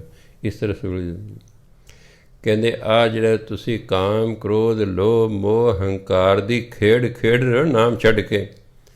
ਨਾਮ ਨਹੀਂ ਜਪਦੇ ਤੁਸੀਂ, ਕਾਮ ਕ੍ਰੋਧ ਲੋਭ ਮੋਹ ਹੰਕਾਰ 'ਚ ਲੱਗੇ ਹੋਏ। ਇਹ ਤਾਂ ਐਂ ਜਿਵੇਂ ਤੁਸੀਂ ਸੂਲੀ ਦੇ ਉੱਤੇ ਚੜ੍ਹ ਕੇ ਖੇਡ ਰਹੇ ਹੋ। ਜੇ ਡਿੱਗ ਪਏ ਉੱਤੋਂ ਫਿਰ ਕਹਿੰਦੇ ਕੀ ਹੋਏਗਾ? ਗਿਰੇ ਤਾਂ ਠਾਹਰ ਨਾ ਹੈ। ਜੇ ਡਿੱਗ ਪਿਆ ਫਿਰ ਕੋਈ ਓਟ ਆਸਰਾ ਨਹੀਂ ਹੈ, ਫਿਰ ਤੇਰੇ ਬਚਣ ਲਈ ਕੋਈ ਥਾਂ ਨਹੀਂ ਹੈ। ਆਹ ਦੇਖੋ, ਜਿਨ੍ਹਾਂ ਨੇ ਨਾਮ ਨਾ ਜਪਿਆ ਉਂਝ ਬਾਬੇ ਬਣੇ ਹੋਏ ਸਨ, ਇਹ ਸੂਰੀ 'ਤੇ ਖੇਡਦੇ ਰਹੇ। ਡਿੱਗ ਪਏ ਨਾ, ਜਦੋਂ ਡਿੱਗੇ ਸਿੱਧੇ ਹੀ ਜੇਲ੍ਹ 'ਚ ਗਏ। ਇਸ ਲਈ ਕਹਿੰਦੇ ਭਾਈ ਨਾਮ ਜਪੋ। ਇਹੋ ਜਿਹੇ ਕੰਮ ਤਾਂ ਐ ਨੇ ਜੋ ਤੁਸੀਂ ਸੂਲੀ ਦੇ ਉੱਤੇ ਚੜ੍ਹੇ ਹੋਏ, ਜੇ ਡਿੱਗ ਪਏ ਤਾਂ ਫਿਰ ਕੋਈ ਥਾਂ ਟਿਕਾਣਾ ਨਹੀਂ ਹੈਗਾ। ਅੱਗੇ ਕਹਿੰਦੇ ਕਬੀਰ ਸੋਈ ਮੁਖ ਧਨ ਹੈ, ਜਾ ਮੁਖ ਕਹੀਐ ਰਾਮ, ਦੇਹੀ ਕਿਸਕੀ ਬਾਪਰੀ ਪਵਿੱਤਰ ਹੋਏ ਗੋ ਗ੍ਰਾਮ। ਕਬੀਰ ਸਾਹਿਬ ਕਹਿੰਦੇ ਸੋਈ ਮੁਖ ਧਨ ਹੈ, ਉਹ ਮੁਖ ਧਨ ਹੈ। ਜਾ ਮੈਨੇ ਜਿਸ, ਜਾ ਮੁਖ ਕਹੀਏ ਰਾਮ, ਜਿਸ ਮੁਖ ਰਾਹੀਂ ਰਾਮ ਰਾਮ ਕਿਹਾ ਜਾਂਦਾ। ਜਿਹੜਾ ਮੁਖ ਰਾਮ ਰਾਮ ਕਰਦਾ, ਪਰਮਾਤਮਾ ਦਾ ਨਾਮ ਜਪਦਾ, ਉਹ ਮੁਖ ਧਨ ਹੈ, ਉਹ ਮੂੰਹ ਧਨ ਹੈ, ਧਨ ਉਹ ਨਾਮ ਜਪਦਾ ਹੈ। ਕਿਉਂਕਿ ਉਹਨੂੰ ਨਾਮ ਦੀ ਮਹਿਮਾ ਦਾ ਪਤਾ ਸੀ, ਆਪਾਂ ਨੂੰ ਪਤਾ ਹੀ ਨਹੀਂ। ਆਪਾਂ ਨੂੰ ਨਾਮ ਦੀ ਮਹਿਮਾ ਦਾ ਪਤਾ ਹੀ ਨਹੀਂ, ਇਸ ਲਈ ਕਦੇ ਯਾਦ ਆ ਗਿਆ ਤਾਂ ਵਾਹਿਗੁਰੂ ਵਾਹਿਗੁਰੂ ਕਰ ਲਿਆ, ਨਹੀਂ ਹੋਰ ਹੀ ਆਪਣਾ ਗੱਪਾਂ ਗੁੱਪਾਂ 'ਚ ਮਾਰੀ ਗਏ। ਅਤੇ ਪਤਾ ਨਹੀਂ ਵਿਹਲਾ ਬੰਦਾ ਕੀ ਸੋਚਦਾ ਰਹਿੰਦਾ ਹੈ, ਉਹ ਫਜ਼ੂਲ ਦਾ ਸੋਚੀ ਜਾਊ, ਵਾਹਿਗੁਰੂ ਵਾਹਿਗੁਰੂ ਨਹੀਂ ਕਰਦਾ। ਕਿਉਂਕਿ ਆਦਤ ਹੀ ਨਹੀਂ ਪਈ। ਜੇ ਵਾਹਿਗੁਰੂ ਵਾਹਿਗੁਰੂ ਦੀ ਆਦਤ ਪਾ ਲਓ, ਤੁਸੀਂ ਫਜ਼ੂਲ ਦਾ ਸੋਚਣੋਂ ਹੀ ਹਟ ਜਾਓਗੇ। ਜਦੋਂ ਫਜ਼ੂਲ ਦਾ ਸੋਚੋਗੇ ਨਹੀਂ, ਤੁਹਾਨੂੰ ਚਿੰਤਾ ਹੀ ਕੋਈ ਨਹੀਂ ਹੋਵੇਗੀ। ਸੋਚੋਗੇ ਤਾਂ ਚਿੰਤਾ ਹੋਵੇਗੀ ਨਾ। ਜੇ ਤੁਹਾਡੇ ਕੋਲ ਸੋਚਣ ਲਈ ਸਮਾਂ ਹੀ ਨਹੀਂ ਹੈਗਾ, ਤੁਸੀਂ ਉੱਠਦੇ ਬੈਠਦੇ ਤੁਰਦੇ ਫਿਰਦੇ ਕੰਮ ਧੰਦਾ ਕਰਦੇ, ਰੋਟੀ ਪਾਣੀ ਪਕਾਉਂਦੇ, ਝਾੜੂ ਪੋਚਾ ਲਾਉਂਦੇ, ਵਾਹਿਗੁਰੂ ਵਾਹਿਗੁਰੂ ਕਰੋ, ਕੁਝ ਫਜ਼ੂਲ ਦਾ ਸੋਚੋਗੇ ਹੀ ਨਹੀਂ। ਇਹ ਜਿਹੜਾ ਸਮਾਂ ਮਿਲੇ ਉਹਦਾ ਸਹੀ ਵਰਤੋਂ ਕਰਨੀ ਚਾਹੀਦੀ ਹੈ। ਉਹਨਾਂ ਨੇ ਇਸ ਗੱਲ ਦਾ ਪਤਾ ਸੀ। ਉਹਨਾਂ ਬਾਣੀ 'ਚ ਲਿਖੇ, ਸਗੋਂ ਕਬੀਰ ਸਾਹਿਬ ਨੇ ਕਹਿੰਦੇ, ਨਲਕੀ 'ਚ ਮੈਂ ਧਾਗਾ ਪਾਉਣਾ ਹੁੰਦਾ, ਉਦੋਂ ਮੈਨੂੰ ਫੂਕ ਮਾਰਨੀ ਪੈਂਦੀ ਹੈ ਵੀ ਧਾਗਾ ਦੂਜੇ ਪਾਸੇ ਨੂੰ ਨਿਕਲ ਜਾਏ। ਇੰਨੇ ਜਿੰਨੇ ਸਮੇਂ ਫੂਕ ਮਾਰਦਾ ਮੈਂ ਰਾਮ ਨਹੀਂ ਕਹਿ ਸਕਦਾ। ਕਹਿੰਦਾ ਮੈਨੂੰ ਅਫਸੋਸ ਹੈ ਇਸ ਗੱਲ ਦਾ। ਕਹਿੰਦਾ ਮੈਨੂੰ ਇਸ ਗੱਲ ਦਾ ਅਫਸੋਸ ਹੈ ਕਿ ਜਿੰਨਾ ਸਮਾਂ ਮੈਂ ਫੂਕ ਮਾਰਦਾ ਧਾਗੇ ਨੂੰ, ਮੈਂ ਰਾਮ ਨਹੀਂ ਕਹਿ ਸਕਦਾ। ਦੇਖੋ, ਇੱਕ ਸੈਕਿੰਡ ਵੀ ਐਵੇਂ ਨਹੀਂ ਸਨ ਜ਼ਿੰਦਗੀ ਤੋਂ ਜਾਣ ਦਿੰਦੇ। ਕੋਈ ਸਵਾਸ ਖਾਲੀ ਨਹੀਂ ਸੀ ਜਾਣ ਦਿੰਦੇ। ਕਿਉਂ? ਉਹਨਾਂ ਨੂੰ ਮਹਾਨਤਾ ਦਾ ਪਤਾ ਸੀ। ਹੁਣ ਜਿਨ੍ਹਾਂ ਬੱਚਿਆਂ ਨੂੰ ਵਿੱਦਿਆ ਦੀ ਮਹਾਨਤਾ ਦਾ ਪਤਾ ਹੈ, ਉਹੀ ਪਾਸ ਹੁੰਦੇ ਨੇ, ਉਹੀ ਪੜ੍ਹਾਈ ਚੱਜ ਨਾਲ ਕਰਦੇ ਨੇ। ਇੱਕ ਆ ਗਈ, ਮੇਰੇ ਕੁੜੀ ਜੀ MA ਕਰਦੇ ਹੋ ਜੀ, ਰੀਪੇਅਰ ਆ ਗਈ। ਮੈਂ ਕਾਲਜ 'ਚ ਪੜ੍ਹਦੀ ਹੈ? ਮੈਂ ਹਾਂਜੀ। ਮੈਂ ਉਹਦੀ BA 'ਚ ਵੀ ਰੀਪੇਅਰ ਹੀ ਸੀ? ਕਹਿੰਦੇ ਨਹੀਂ। ਮੈਂ MA ਫਸਟ ਈਅਰ 'ਚ ਰੀਪੇਅਰ ਆ ਗਈ? ਕਹਿੰਦੇ ਹਾਂਜੀ। ਮੈਂ ਫਿਰ ਤੇਰੀ ਕੁੜੀ ਕਿਸੇ ਨੂੰ ਪਿਆਰ ਕਰਨ ਲੱਗ ਪਈ ਹੈ, ਉਹਦੇ ਕੋਲ ਪੜ੍ਹਨ ਪੁੜ੍ਹਨ ਨੂੰ ਕੋਈ ਨਹੀਂ ਟਾਈਮ ਹੈ। ਕਾਲਜ 'ਚ ਪੜ੍ਹ ਰਿਹਾ ਬੱਚਾ ਰੀਪੇਅਰ ਆ ਗਈ, ਅਤੇ ਇਹਦਾ ਮਤਲਬ ਫਿਰ ਜਦੋਂ BA ਤੱਕ ਉਹ ਠੀਕ ਸੀ, ਅੱਗੇ ਕਿਉਂ ਨਹੀਂ ਪੜ੍ਹਾਈ ਆਈ ਬਈ? ਕਿਉਂ? ਰਾਤ ਨੂੰ ਫਿਰ ਮਾਂ ਪਿਓ ਨੂੰ ਤਾਂ ਪਤਾ ਨਹੀਂ, ਆਪਣਾ ਮੋਬਾਈਲ 'ਤੇ ਆਪਣੇ ਪ੍ਰੇਮੀ ਪ੍ਰੇਮ ਕਰਨਾ, 2-2 2.5 ਘੰਟੇ ਗੱਲਾਂ ਕਰੀ ਜਾਂਦੇ। ਪੜ੍ਹਾਈ ਕਿਹੜੀ ਹੋਣੀ? ਸੋਹਣੀ। ਫਿਰ ਜਵਾਕਾਂ ਨੂੰ ਸਾਰਾ ਪਤਾ, ਸਾਰਾ ਕੁਝ ਮਿਟਾ ਦਿੰਦੇ ਨੇ ਵੀ ਜੇ ਸਵੇਰੇ ਮਾਂ ਪਿਓ ਦੇਖਣ, ਨਾ ਇਹਨੂੰ ਤਾਂ ਕਿਸੇ ਨਾਲ ਗੱਲ ਹੀ ਨਹੀਂ ਕੀਤੀ। ਮੈਨੂੰ ਨਹੀਂ ਸੀ ਪਹਿਲਾਂ ਪਤਾ। ਇੱਕ ਬੱਚਾ ਕਹਿੰਦਾ ਜੀ ਐ ਮਿਟਾ ਦਿੰਦੇ ਵੀ ਜੋ ਦੇਖੀ ਜੋ ਜੀ, ਇਹਨੇ ਤਾਂ ਗੱਲ ਹੀ ਨਹੀਂ ਕਿਸੇ ਨਾਲ ਕੀਤੀ, ਡਿਲੀਟ ਕਰਤਾ ਸਭ ਕੁਛ। ਮੈਂ ਹੋਰ ਵੀ ਕੋਈ ਨਹੀਂ, ਮੇਰੀ ਕੁੜੀ ਚੰਗੀ ਹੈ। ਮੈਂ ਹਾਂ, ਸਾਰੀਆਂ ਮਾਵਾਂ ਇਹੀ ਕਹਿੰਦੀਆਂ ਹੁੰਦੀਆਂ ਸਨ। ਅਸੀਂ ਵੀ 37 ਸਾਲ ਪੜ੍ਹਾਇਆ, ਸਾਨੂੰ ਸਭ ਪਤਾ। ਫੇਲ ਹੋ ਗਿਆ। ਨਲਾਇਕ ਜਿਹੜੇ ਬੱਚੇ ਨੇ ਉਹ ਫੇਲ ਹੁੰਦੇ ਨੇ। ਕਦੇ ਚੱਜ ਦਾ ਬੱਚਾ ਵੀ ਕਦੇ ਫੇਲ ਹੋਇਆ ਹੈ? ਹਾਂ, ਬਿਮਾਰ ਹੋ ਗਿਆ ਹੈ ਜਾਂ ਕੋਈ ਖਾਸ ਕਾਰਨ ਹੋ ਗਿਆ, ਨੰਬਰ ਘੱਟ ਜਾਂ ਰਹਿ ਗਏ, ਉਹ ਗੱਲ ਹੋਰ ਹੁੰਦੀ ਹੈ। ਇੱਕ ਚੰਗਾ ਭਲਾ ਹੈ ਅਤੇ ਰੀਪੇਅਰਾਂ ਆਉਂਦੀਆਂ ਨੇ, ਅਵਾਰਾਗਰਦੀ ਕਰਦਾ। ਪੰਜਾਬ ਦਾ 80% ਯੂਥ ਜਿਹੜਾ, ਚਾਹੇ ਬੀਬੀਆਂ ਨੇ ਚਾਹੇ ਭਾਈ ਨੇ, ਅਵਾਰਾਗਰਦ ਹੋ ਗਏ ਹੈ। ਮਾਂ ਪਿਓ ਲਈ ਸਿਰ ਦਰਦੀ ਬਣ ਗਏ ਨੇ। ਹੁਣ ਪੇਸ਼ ਹੀ ਨਹੀਂ ਜਾਂਦੀ ਮਾਂ ਪਿਓ ਦੀ, ਕੋਈ ਕਰੇ ਤਾਂ ਕਰੇ ਕੀ। ਸੋ ਕਬੀਰ ਸਾਹਿਬ ਕਹਿੰਦੇ, ਕਬੀਰ ਸੋਈ ਮੁਖ ਧਨ ਹੈ, ਜਾ ਮੁਖ ਕਹੀਏ ਰਾਮ। ਜਿਸ ਮੁਖ ਦੇ ਨਾਲ ਰਾਮ ਰਾਮ ਕਹੀਏ ਨਾ, ਉਹ ਮੁਖ ਕਹਿੰਦੇ ਧਨ ਹੈ। ਧਨਤਾ ਦੇ ਯੋਗ ਹੈ। ਦੇਹੀ ਕਿਸਕੀ ਬਾਪਰੀ, ਪਵਿੱਤਰ ਹੋਏ ਕੋ ਗ੍ਰਾਮ। ਜਿਹੜਾ ਬੰਦਾ ਕਹਿੰਦੇ ਮੂੰਹ ਨਾਲ ਨਾਮ ਜਪਦਾ ਰਹਿੰਦਾ ਨਾ, ਉਹਦਾ ਸਰੀਰ ਵਿਚਾਰਾ ਤਾਂ ਕੀ ਹੈ, ਸਾਰਾ ਪਿੰਡ ਹੀ ਪਵਿੱਤਰ ਹੋ ਜਾਏਗਾ। ਉਹਦਾ ਸਰੀਰ ਤੇ ਪਵਿੱਤਰ ਹੋਏਗਾ ਹੀ ਹੋਏਗਾ। ਜਿਹੜਾ ਵੀ ਉਹਦੀ ਸੰਗਤ ਕਰਦਾ ਹੈ, ਉਹ ਵੀ ਨਾਮ ਜਪ ਕੇ ਉਹ ਵੀ ਪਵਿੱਤਰ ਹੋ ਜਾਏਗਾ। ਜਿਸ ਪਿੰਡ 'ਚ ਕੋਈ ਸਾਧ ਰਹਿੰਦਾ ਹੋਵੇ, ਵਾਕਈ ਪੂਰਨ, ਕਿੰਨਾ ਭਲਾ ਹੋ ਜਾਂਦਾ ਹੈ। ਮੈਂ ਆਪਣੇ ਰਿਸ਼ਤੇਦਾਰਾਂ ਦੇ ਗਿਆ, ਉਹ ਰਫੂਜੀ ਦਾ ਸਾਰਾ ਪਿੰਡ, ਰਫੂਜੀ ਦੇ ਪਿੰਡ ਸੀ। ਬੜਾ ਵਧੀਆ ਗੁਰਦੁਆਰਾ ਬਣਿਆ ਹੋਇਆ ਪਿੰਡ 'ਚ। ਮੈਂ ਬੜਾ ਖੁਸ਼ ਹਾਂ ਵੇਖ ਕੇ, ਮੈਂ ਇੰਨਾ ਵਧੀਆ ਗੁਰਦੁਆਰਾ ਹੈ। ਮੈਂ ਵੀ ਕਿਹਨੇ ਬਣਾਇਆ? ਕਹਿੰਦੇ ਬਣਾਇਆ ਤਾਂ ਪਿੰਡ ਵਾਲਿਆਂ ਨੇ, ਪਰ ਕਈ ਸਾਲ ਪਹਿਲਾਂ ਇੱਕ ਮਹਾਂਪੁਰਖ ਕਹਿੰਦੇ ਸਾਡੇ ਪਿੰਡ 'ਚ ਆਏ ਸਨ। ਸਾਡਾ ਸਾਰਾ ਪਿੰਡ ਦੇਸੀ ਸ਼ਰਾਬ ਕੱਢਦਾ ਸੀ ਅਤੇ ਵੇਚਦਾ ਸੀ ਅਤੇ ਪੀਂਦਾ ਸੀ, ਕਿ ਜਦੋਂ ਕੱਢੇਗਾ ਪੀਵੇਗਾ ਵੀ। ਉਹਨਾਂ ਨੇ ਸਾਰਾ ਪਿੰਡ ਹੀ ਆ ਕੇ ਵੈਸ਼ਨੂੰ ਬਣਾਤਾ ਹੈ। ਪਿੰਡ ਅੰਮ੍ਰਿਤਧਾਰੀ ਹੋ ਗਿਆ ਹੈ। ਉਹਨਾਂ ਦੇ ਕਹਿਣ 'ਤੇ ਫਿਰ ਇਹ ਗੁਰਦੁਆਰਾ ਬਣਿਆ ਹੈ ਕਿ ਸਾਰਾ ਪਿੰਡ ਹੀ ਬਦਲਦਾ। ਇੱਕ ਬੰਦੇ ਨੇ ਹੀ ਤਾਂ ਕਹਿੰਦੇ ਦੇਹੀ ਕਿਸਕੀ ਬਾਪਰੀ, ਇੱਕ ਸਰੀਰ ਦਾ ਕੀ ਹੈ, ਪਵਿੱਤਰ ਹੋਏ ਕੋ ਗ੍ਰਾਮ। ਜਿਸ ਪਿੰਡ 'ਚੋਂ ਨਾਮ ਜਪਣਾ, ਸਾਰਾ ਪਿੰਡ ਹੀ ਪਵਿੱਤਰ ਹੋ ਜਾਏਗਾ। ਬਦਲ ਦੇਣਾ ਅਗਲੇ ਨੇ।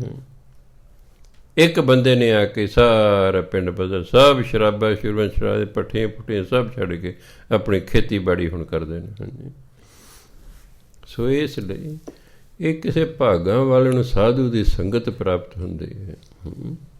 ਸਾਧੂ ਕੁਛ ਵੀ ਭਾਵੇਂ ਨਾ ਬੋਲੇ, ਉਹ ਜਿਹੜਾ ਨਾਮ ਜਪਣ ਵਾਲਾ ਸਾਧੂ ਹੁੰਦਾ ਨਾ, ਸਾਧੂ ਹੋਵੇ ਸਹੀ ਕੋਈ, ਉਹ ਭਾਵੇਂ ਮੌਨ ਧਾਰੀ ਕਿਉਂ ਨਾ ਹੋਵੇ, ਤੁਸੀਂ ਜਦੋਂ ਉਹਦੇ ਕੋਲ ਬੈਠੋਗੇ ਨਾ, ਉਹਦੇ ਵਿੱਚੋਂ ਐਸੀਆਂ ਲਹਿਰਾਂ ਨਿਕਲਣਗੀਆਂ ਨਾਮ ਦੀਆਂ, ਤੁਹਾਨੂੰ ਟਕਰਾ ਟਕਰਾ ਕੇ ਤੁਹਾਡੇ ਵਿਚਾਰਾਂ ਨੂੰ ਬਦਲ ਦੇਣਗੀਆਂ, ਤੁਹਾਨੂੰ ਭਜਨ ਬੰਦਗੀ ਵਾਲੇ ਪਾਸੇ ਲਾ ਦੇਣਗੀਆਂ। ਕੋਈ ਜ਼ਰੂਰੀ ਨਹੀਂ ਕੋਈ ਬੋਲੇ ਉਹ। ਇਸ ਲਈ ਪਿੰਡ 'ਚ ਇੱਕ ਹੀ ਬਹੁਤ ਹੈ, ਉਹ ਨਾਮ ਜਪਣ ਵਾਲਾ ਹੈ। ਉਹਨੇ ਫਿਰ ਜਿਹੜਾ ਉਹਦੇ ਕੋਲ ਆਣਾ ਉਹਨੇ ਕਹਿਣਾ ਭਾਈ ਨਾਮ ਜਪਿਆ ਕਰੋ। ਉਹ ਹੌਲੀ ਹੌਲੀ ਹੌਲੀ ਮੰਨਦੇ ਮੰਨਦੇ ਮੰਨਦੇ ਕਿੰਨੇ ਹੀ ਬਦਲ ਜਾਂਦੇ ਹਨ। ਜਿੰਨੀ ਕਿਸੇ ਮਹਾਂਪੁਰਖ ਦੀ ਕਮਾਈ ਹੁੰਦੀ ਹੈ, ਓਨੀ ਹੀ ਉਹਦੇ ਬੋਲਾਂ 'ਚ ਤਾਕਤ ਹੁੰਦੀ ਹੈ। ਹੁਣ ਗੁਰੂ ਨਾਨਕ ਦੇ ਇੰਨੀ ਕਮਾਈ ਸੀ ਕਿ ਕਿੰਨੇ ਦੇਸ਼ਾਂ 'ਚੋਂ ਫਿਰੇ, ਰਾਜਿਆਂ ਮਹਾਰਾਜਿਆਂ ਨੂੰ, ਲੁੱਚਿਆਂ ਲਫੰਗਿਆਂ ਨੂੰ, ਚੋਰਾਂ ਨੂੰ, ਠੱਗਾਂ ਨੂੰ, ਬਦਮਾਸ਼ਾਂ ਨੂੰ, ਕਾਤਲਾਂ ਨੂੰ ਮਿਲੇ। ਜਿਸ ਨੂੰ ਵੀ ਮਿਲੇ ਉਹੀ ਬਦਲ ਗਏ। ਕਿਸੇ ਨੇ ਗੁਰੂ ਨਾਨਕ ਦੇਵ ਨੂੰ ਨਾ ਨਹੀਂ ਕੀਤੀ। ਕਮਾਈ ਇੰਨੀ ਸੀ, ਵਿਚਾਰ ਹੀ ਬਦਲਦੇ ਨਿਕਲਦੇ। ਕੋਲ ਹੀ ਬਹਿਣਾ, ਬਸ ਨਿਗਾਹ ਨਾਲ ਤੱਕਣਾ, ਸਭ ਅੰਦਰਲੀ ਮੈਲ ਧੋ ਦੇਣੀ ਹੈ। ਹੁਣ ਤੱਕਣੀ 'ਚ ਇੰਨੀ ਤਾਕਤ ਹੁੰਦੀ ਹੈ। ਕਿਰਪਾ ਕਟਾਖਿਆ ਅਵਲੋਕਨ ਕੀਨੋ ਦਾਸ ਕਾ ਦੁੱਖ ਬਿਦਾਰੇ। ਕਿਰਪਾ ਦ੍ਰਿਸ਼ਟੀ ਨਾਲ ਜਦੋਂ ਕਹਿੰਦੇ ਗੁਰੂ ਨੇ ਮੇਰੇ ਵੱਲ ਤੱਕਿਆ ਨਾ, ਮੇਰੇ ਸਾਰੇ ਦੁੱਖ ਹੀ ਦੂਰ ਕਰਤੇ। ਜਦੋਂ ਸੰਗਲਾ ਦੀਪ ਰਾਜਾ ਸ਼ਿਵ ਨਾਭ ਦੇ ਕੋਲ ਗੁਰੂ ਨਾਨਕ ਦੇਵ ਜੀ ਗਏ, ਰਾਜਾ ਸ਼ਿਵ ਨਾਭ ਨੇ ਅਤੀ ਸੁੰਦਰ ਬੀਬੀਆਂ ਭੇਜੀਆਂ ਵੀ ਜਾਓ ਜਾ ਕੇ ਤੁਸੀਂ ਡਾਂਸ ਡੂੰਸ ਕਰੋ, ਦੇਖਦੇ ਹਾਂ ਸਾਧੂ ਇਹ ਵਾਕਈ ਗੁਰੂ ਨਾਨਕ ਹੈ। ਜੇ ਗੁਰੂ ਨਾਨਕ ਹੋਇਆ ਫਿਰ ਨਹੀਂ ਡੋਲੇਗਾ, ਬਾਕੀ ਸਭ ਡੋਲ ਜਾਣਗੇ। ਬਾਕੀ ਸਾਰੇ ਡੋਲ ਜਾਂਦੇ ਸੀ। ਗੁਰੂ ਨਾਨਕ ਦੇ ਮਰਦਾਨਾ ਜੀ ਬੈਠੇ ਨੇ, ਆ ਗਈਆਂ ਬੀਬੀਆਂ।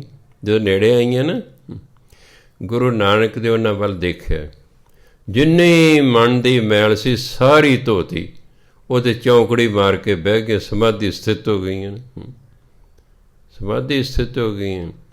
ਜਦੋਂ ਘੰਟਾ ਵਾਪਸ ਹੀ ਨਹੀਂ ਗਈਆਂ, ਰਾਜਾ ਸ਼ਿਵ ਨਾਭ ਨੇ ਸਾਨੂੰ ਭੇਜਿਆ 3 ਮੰਤਰੀਆਂ ਨੂੰ, ਕਹਿੰਦੇ ਜਾਓ ਜਾ ਕੇ, ਉਹਨਾਂ 'ਚ ਮੈਂ ਵੀ ਸ਼ਾਮਿਲ ਸੀ। ਮੈਨੂੰ ਕਿਹਾ ਜਾਓ ਜਾ ਕੇ ਦੇਖੋ, ਉਹ ਆਈਆਂ ਨਹੀਂ ਹੈ। ਅਸੀਂ ਦੇਖੇ ਤਾਂ ਸਮਾਧੀ ਸਥਿਤ ਨੇ। ਅਸੀਂ ਜਾ ਕੇ ਰਾਜੇ ਨੂੰ ਕਿਹਾ ਵੀ ਗੁਰੂ ਨਾਨਕ ਦੇਵ ਜੀ ਆ ਗਏ ਨੇ। ਅਤੇ ਫਿਰ ਰਾਜਾ ਆਇਆ ਅਤੇ ਫਿਰ ਗੁਰੂ ਨਾਨਕ ਦੇਵ ਨੇ ਆਪਣੇ ਘਰ ਲੈ ਕੇ ਗਿਆ ਅਤੇ ਗੁਰੂ ਨਾਨਕ ਦੇਵ ਉਸ ਲਾਗੇ 18 ਦਿਨ ਰਹੇ। ਜਿੰਨੇ ਛੋਟੇ ਛੋਟੇ ਨਾਲ ਟਾਪੂ ਸਨ, ਸਾਰਿਆਂ 'ਚ ਫਿਰਦੇ ਸਨ, ਸ਼ਾਮ ਨੂੰ ਵਾਪਸ ਆ ਜਾਇਆ ਕਰਦੇ ਸਨ। ਸੋ ਇਸ ਲਈ ਉਹ ਕਮਾਈ ਹੋਈ ਇੰਨੀ ਸੀ, ਉਹਨੂੰ ਕਹਿਣ ਦੀ ਲੋੜ ਹੀ ਨਹੀਂ ਪਈ। ਉਹਨਾਂ ਨੂੰ ਕੁਛ ਕਹਿਣ ਦੀ ਲੋੜ ਨਹੀਂ ਪਈ ਕਿ ਬੀਬੀਓ ਤੁਸੀਂ ਇਹ ਕੰਮ ਛੱਡ ਦਿਓ, ਇਹ ਨਾ ਕਰਿਆ ਕਰੋ। ਨਾ, ਬਸ ਨਿਗਾਹ ਹੀ ਤੱਕੀ ਹੈ। ਸਾਰਾ ਅੰਦਰਲਾ ਜਿੰਨਾ ਪਾਪ ਸੀ, ਜਿੰਨੀ ਮਨ ਦੀ ਮੈਲ ਸੀ, ਸਾਰੀ ਧੋਤੀ। ਮਨ ਪਵਿੱਤਰ ਹੋ ਗਿਆ। ਜੋ ਹੀ ਮਨ ਪਵਿੱਤਰ ਹੈ, ਚੌਂਕੜੀ ਮਾਰ ਕੇ ਬੈਠ ਗਈ, ਸਮਾਧੀ ਸਥਿਤ ਹੋ ਗਈ। ਇਹ ਹੈ ਇਹ ਕਮਾਈ। ਤੇ ਵੀ ਸਾਧੂ ਦੀ ਕਮਾਈ ਕਿੰਨੀ ਹੈ, ਉਹਨੂੰ ਫਿਰ ਬਹੁਤਾ ਨਹੀਂ ਕਹਿਣਾ ਪੈਂਦਾ। ਬਸ ਕਮਾਈ ਹੈ, ਜੋ ਕਿਸੇ ਨੂੰ ਕਹਿੰਦਾ ਉਹ ਸਤ ਬਚਨ ਕਰਕੇ ਮੰਨ ਲੈਂਦਾ, ਬਦਲ ਜਾਂਦਾ। ਸੋ ਕਹਿੰਦੇ ਦੇਹੀ, ਦੇਹੀ ਮੈਨੇ ਸਰੀਰ। ਸਰੀਰ ਵਿਚਾਰਾ ਕਿਸ ਦਾ ਹੈ? ਸਾਰਾ ਗ੍ਰਾਮ, ਸਾਰਾ ਪਿੰਡ ਹੀ ਪਵਿੱਤਰ ਹੋ ਜਾਂਦਾ ਹੈ, ਜਿਸ ਪਿੰਡ ਦੇ ਵਿੱਚ ਕੋਈ ਨਾਮ ਜਪਣ ਵਾਲਾ ਹੈਗਾ। ਕਬੀਰ ਸੋਈ ਕੁਲ ਭਲੀ। ਇੱਕ ਹੁੰਦਾ ਕੁਲ, ਇੱਕ ਹੁੰਦਾ ਕੁਲ। ਇਹ ਲੱਲੇ ਦੇ ਪੈਰ 'ਚ ਬਿੰਦੀ ਲਾ ਕੇ ਪੜ੍ਹਨਾ। ਜੇ ਉਂਝ ਪੜ੍ਹੋ, ਕੁੱਲ ਹੁੰਦਾ ਟੋਟਲ, ਵੀ ਕੁੱਲ ਬੱਚੇ ਉੱਥੇ ਕਿੰਨੇ ਸਨ ਸਕੂਲ 'ਚ। ਇੱਕ ਹੁੰਦਾ ਕੁਲ, ਲੱਲੇ ਦੇ ਪੈਰ 'ਚ ਬਿੰਦੀ। ਜਿਵੇਂ ਕਹਿੰਦਾ ਕਾਲਾ, ਇੱਕ ਹੈ ਕਾਲਾ। ਹੁਣ ਕੱਕੇ ਨੂੰ ਕੰਨਾ, ਲੱਲੇ ਨੂੰ ਕੰਨਾ ਲਿਖਦਾ ਤੁਸੀਂ, ਬੱਚਾ ਪੜ੍ਹ ਜਾਏ ਕਾਲਾ, ਉਹ ਕਹਿੰਦੇ ਕਾਲਾ। ਠੀਕ ਠੀਕ ਪੜ੍ਹ ਰਹੇ ਹੋ। ਇਹ ਦੇਖਿਆ ਵੀ ਬੋਲਣ ਦੇ ਕਾਲਾ ਹੈ, ਇਹ ਲਿਖਿਆ ਕਾਲਾ ਹੈ। ਫੇਰ ਜਿਹੜਾ ਹੈ ਲੱਲੇ ਦੇ ਪੈਰ 'ਚ ਬਿੰਦੀ ਸ਼ੁਰੂ ਹੋਈ। ਪਹਿਲਾਂ 35 ਅੱਖਰ ਹੁੰਦੇ ਸਨ। ਫਿਰ ਜਦੋਂ ਫਾਰਸੀ ਆਈ, ਉਹਦਾ ਪ੍ਰਭਾਵ ਪਿਆ ਉਰਦੂ ਫਾਰਸੀ ਦਾ, ਫਿਰ ਹੁਣ ਸ਼ੇਖ ਹੈ। ਫਾਰਸੀ 'ਚ ਸ਼ੇਖ ਹੈ, ਜਿਹੜੇ ਵਿਦਵਾਨ ਲੋਕ ਮੁਸਲਮਾਨ ਉਹਨਾਂ ਨੂੰ ਸ਼ੇਖ ਕਹਿੰਦੇ ਨੇ। ਪਰ ਸਾਡੇ ਬਿੰਦੀ ਹੈ ਨਹੀਂ ਸੀ, ਇਸ ਲਈ ਸੇਖ ਲਿਖਿਆ ਜਾਂਦਾ ਸੀ, ਸੇਖ ਲਿਖਿਆ ਜਾਂਦਾ। ਹੁਣ ਸ਼ਹਿਰ ਲਿਖਣਾ ਹੈ, ਦੇਖੋ ਉਦੋਂ ਲਿਖਦੇ ਸ਼ਹਿਰ, ਜੋ ਹਮਾਰਾ ਸ਼ਹਿਰੀ ਹੈ, ਸ਼ਹਿਰ ਲਿਖਦੇ ਸੀ, ਬਿੰਦੀ ਹੈ ਹੀ ਨਹੀਂ ਸੀ। ਜਦੋਂ ਫਿਰ ਲੋੜ ਪਈ ਵੀ ਹਾਂ ਇਹ ਤਾਂ ਫਰਕ ਪੈਂਦਾ, ਫਿਰ ਜਿਹੜਾ ਸ਼ਸ਼ਾ, ਖਖਾ, ਗਗਾ, ਜ਼ਜ਼ਾ, ਫਫਾ ਇਹਨੇ ਹੋਈ। ਸੱਸੇ ਦੇ ਪੈਰ 'ਚ ਬਿੰਦੀ ਲੱਗਣੀ ਸ਼ੁਰੂ ਹੋ ਗਈ, ਖੱਖੇ ਦੇ ਪੈਰ 'ਚ ਬਿੰਦੀ ਲੱਗਣੀ ਸ਼ੁਰੂ ਹੋ ਗਈ, ਗੱਗੇ ਦੇ ਪੈਰ 'ਚ ਬਿੰਦੀ ਲੱਗਣੀ ਸ਼ੁਰੂ ਹੋ ਗਈ, ਜੱਜੇ ਦੇ ਪੈਰ 'ਚ ਬਿੰਦੀ ਲੱਗਣੀ ਸ਼ੁਰੂ ਹੋ ਗਈ, ਫੱਫੇ ਦੇ ਪੈਰ 'ਚ ਬਿੰਦੀ ਲੱਗਣੀ ਸ਼ੁਰੂ ਹੋ ਗਈ। ਇਹ ਕਾਫੀ ਸਾਲ ਇਹ ਚੱਲ ਹੀ ਰਹੇ। ਫਿਰ ਦੇਖਿਆ ਵੀ ਨਹੀਂ, ਲੱਲੇ ਦੇ ਪੈਰ 'ਚ ਵੀ ਬਿੰਦੀ, ਕਾਲਾ ਵੀ ਆਪਾਂ ਬੋਲਣਾ ਕਾਲਾ, ਉਹ ਲੱਲੇ ਪੈਰ 'ਚ ਫਿਰ ਬਿੰਦੀ ਲੱਗਣ ਲੱਗ ਪਈ। ਹੁਣ ਜਿਹੜੇ ਕਾਲਾ ਲਿਖਦੇ ਨੇ ਅੱਜ ਕੱਲ੍ਹ ਦੀ ਪੰਜਾਬੀ 'ਚ, ਉਹ ਲੱਲੇ ਦੇ ਪੈਰ 'ਚ ਬਿੰਦੀ ਪੈਂਦੇ ਨੇ।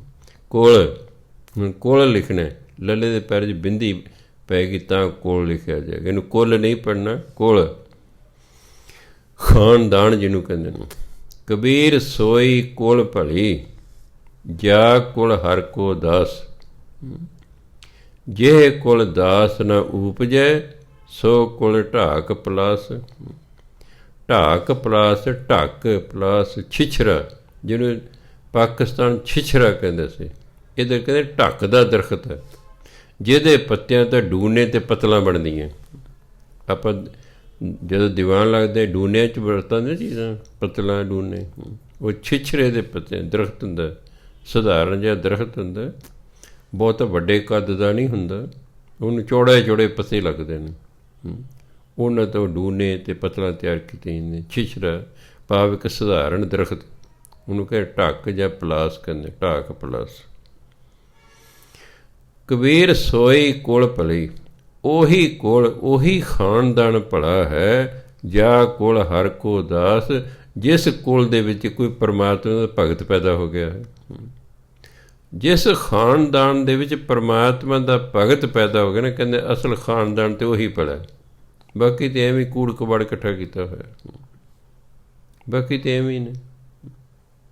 ਜਿਵੇਂ ਇੱਕ ਦਾ ਅਮਰੀਕਾ ਤੋਂ ਆਇਆ ਟੈਲੀਫੋਨ, ਕਹਿੰਦੇ ਬਾਬਾ ਜੀ ਤੁਸੀਂ ਠੀਕ ਕਿਹਾ ਵੀ ਜੇ ਤੁਸੀਂ 1 ਘੰਟਾ ਸਿਮਰਨ ਕਰੋਗੇ ਤੁਹਾਨੂੰ 2 ਘੰਟੇ ਵੇਲ ਮਿਲੇਗਾ, ਜੇ ਤੁਸੀਂ 2 ਘੰਟੇ ਸਿਮਰਨ ਕਰੋਗੇ ਤੁਹਾਨੂੰ 4 ਘੰਟੇ ਵੇਲ ਮਿਲੇਗਾ।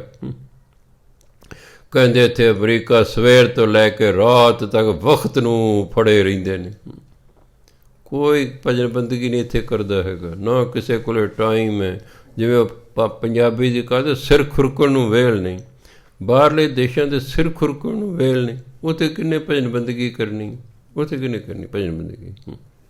ਕਹਿੰਦਾ ਮੈਂ ਕਿਉਂਕਿ ਕਈ ਸਾਲਾਂ ਤੋਂ ਤੁਹਾਡੇ ਨਾਲ ਮੇਰੇ ਗੱਲਬਾਤ ਹੁੰਦੀ ਰਹਿੰਦੀ ਹੈ, ਕਹਿੰਦਾ ਮੈਂ ਭਜਨ ਬੰਦਗੀ ਕਰਦਾ, ਮੈਂ ਵਿਹਲਾ ਹੁੰਦਾ, ਮੈਂ ਥੋੜ੍ਹੇ ਸਮੇਂ 'ਚ ਉਹਨਾਂ ਜਿੰਨੇ ਪੈਸੇ ਕਮਾ ਲੈਣਾ। ਉਹ ਕਹਿੰਦੇ ਸਗੋਂ ਹੈਰਾਨ ਹੁੰਦੇ ਨੇ, ਕਹਿੰਦੇ ਤੂੰ ਥੋੜ੍ਹੇ ਘੰਟੇ ਕੰਮ ਕਰਦੇ, ਮੈਂ ਮੇਰੇ ਕੋਲ ਤੁਹਾਡੇ ਤੋਂ ਵੱਧ ਪੈਸੇ ਨੇ, ਮੈਂ ਕੀ ਕਰਨਾ ਬਹੁਤੇ ਘੰਟੇ ਕੰਮ ਕਰਕੇ। ਮੇਰਾ ਜਿਹੜਾ ਵਿਹਲਾ ਸਮਾਂ ਹੁੰਦਾ ਮੈਂ ਤੁਹਾਡੀ ਕਹਿੰਦੇ ਆਹ ਸੁਣਦਾ ਰਹਿਣਾ, ਕਥਾ ਸੁਣਦਾ ਰਹਿਣਾ, ਹੋਰ ਮਹਾਂਪੁਰਖਾਂ ਦੀ ਕਥਾ ਸੁਣ ਲੈਣਾ, ਆਪਣਾ ਸਿਮਰਨ ਕਰ ਲੈਣਾ, 3 ਪਾਠ ਮੈਂ ਸੁਖਮਨੀ ਸਾਹਿਬ ਦੇ ਰੋਜ਼ ਕਰ ਲੈਣਾ, ਨਾਲ ਆਪਣੀ ਟੈਕਸੀ ਚਲਾਉਣਾ। ਉਹਨੂੰ ਪਹਿਲਾਂ ਕਮਾਈ ਨਹੀਂ ਸੀ ਹੁੰਦੀ, 7-8 ਸਾਲ ਪਹਿਲਾਂ ਦੀ ਗੱਲ, 10 ਸਾਲ ਹੋ ਗਏ ਨੇ ਸ਼ਾਇਦ। ਉਹ ਟੈਲੀਫੋਨ ਆਇਆ, ਮੈਂ ਸੁਣ ਮੇਰੀ ਗੱਲ, ਤੂੰ ਜ਼ਰੂਰ ਕੋਈ ਠੱਗੀ ਕਰਦਾ ਹੋਣਾ ਗਾਹਕਾਂ ਨਾਲ। ਕਹਿੰਦਾ ਹਾਂ ਜੀ, ਮੈਂ ਮੀਟਰ ਨਾਲ ਤੇਜ਼ ਘੁਮਾ ਦਿੰਦਾ, ਮੈਂ ਤੂੰ ਬੰਦ ਕਰ ਦੇ। 1 ਨੰਬਰ 2, ਜਿੰਨੀ ਕਮਾਈ ਉਹਦਾ ਦਸਵੰਧ ਤੂੰ ਭੇਜਿਆ ਕਰ ਗੁਰੂ ਘਰ ਨੂੰ, ਇਹ ਤੇਰੀ ਆਪਣੀ ਮਰਜ਼ੀ, ਆਪਣੇ ਪਿੰਡ ਦੇ ਗੁਰਦੁਆਰੇ ਨੂੰ ਭੇਜ ਦੇ, ਉੱਥੇ ਦੇ ਦੇ, ਇੱਥੇ ਭੇਜਣੇ ਇੱਥੇ ਦੇ ਦੇ, ਅਸੀਂ ਕਿਸੇ ਨੂੰ ਇਹ ਨਹੀਂ ਕਹਿੰਦੇ ਮੈਂ ਸਾਡੇ ਹੀ ਭੇਜੋ ਜੀ। ਫਿਰ ਵਾਲਾ ਕਹੂਗਾ ਪਤਾ ਨਹੀਂ ਤਾਂ ਕਹਿੰਦੇ ਦਸਵੰਧ ਵੀ ਆਪਣੇ ਗੁਰਦੁਆਰੇ ਮੰਗਾਉਣਾ। ਮੇਰਾ ਇਹ ਮਤਲਬ ਕੋਈ ਨਹੀਂ ਹੈਗਾ। ਤੂੰ ਇੱਕ ਤਾਂ ਦਸਵੰਧ ਕੱਢਣਾ ਸ਼ੁਰੂ ਕਰ ਦੇ, ਉਹ ਸੁਣ ਰਿਹਾ ਹੁਣ ਮੇਰੀ ਕਥਾ ਇਸ ਵੇਲੇ। ਹਾਂਜੀ, ਇਹ ਵੀ ਨਾਲ ਸੁਣ ਰਿਹਾ ਹੁਣ, ਮੇਰੀ ਸੁਣਾ ਰਿਹਾ।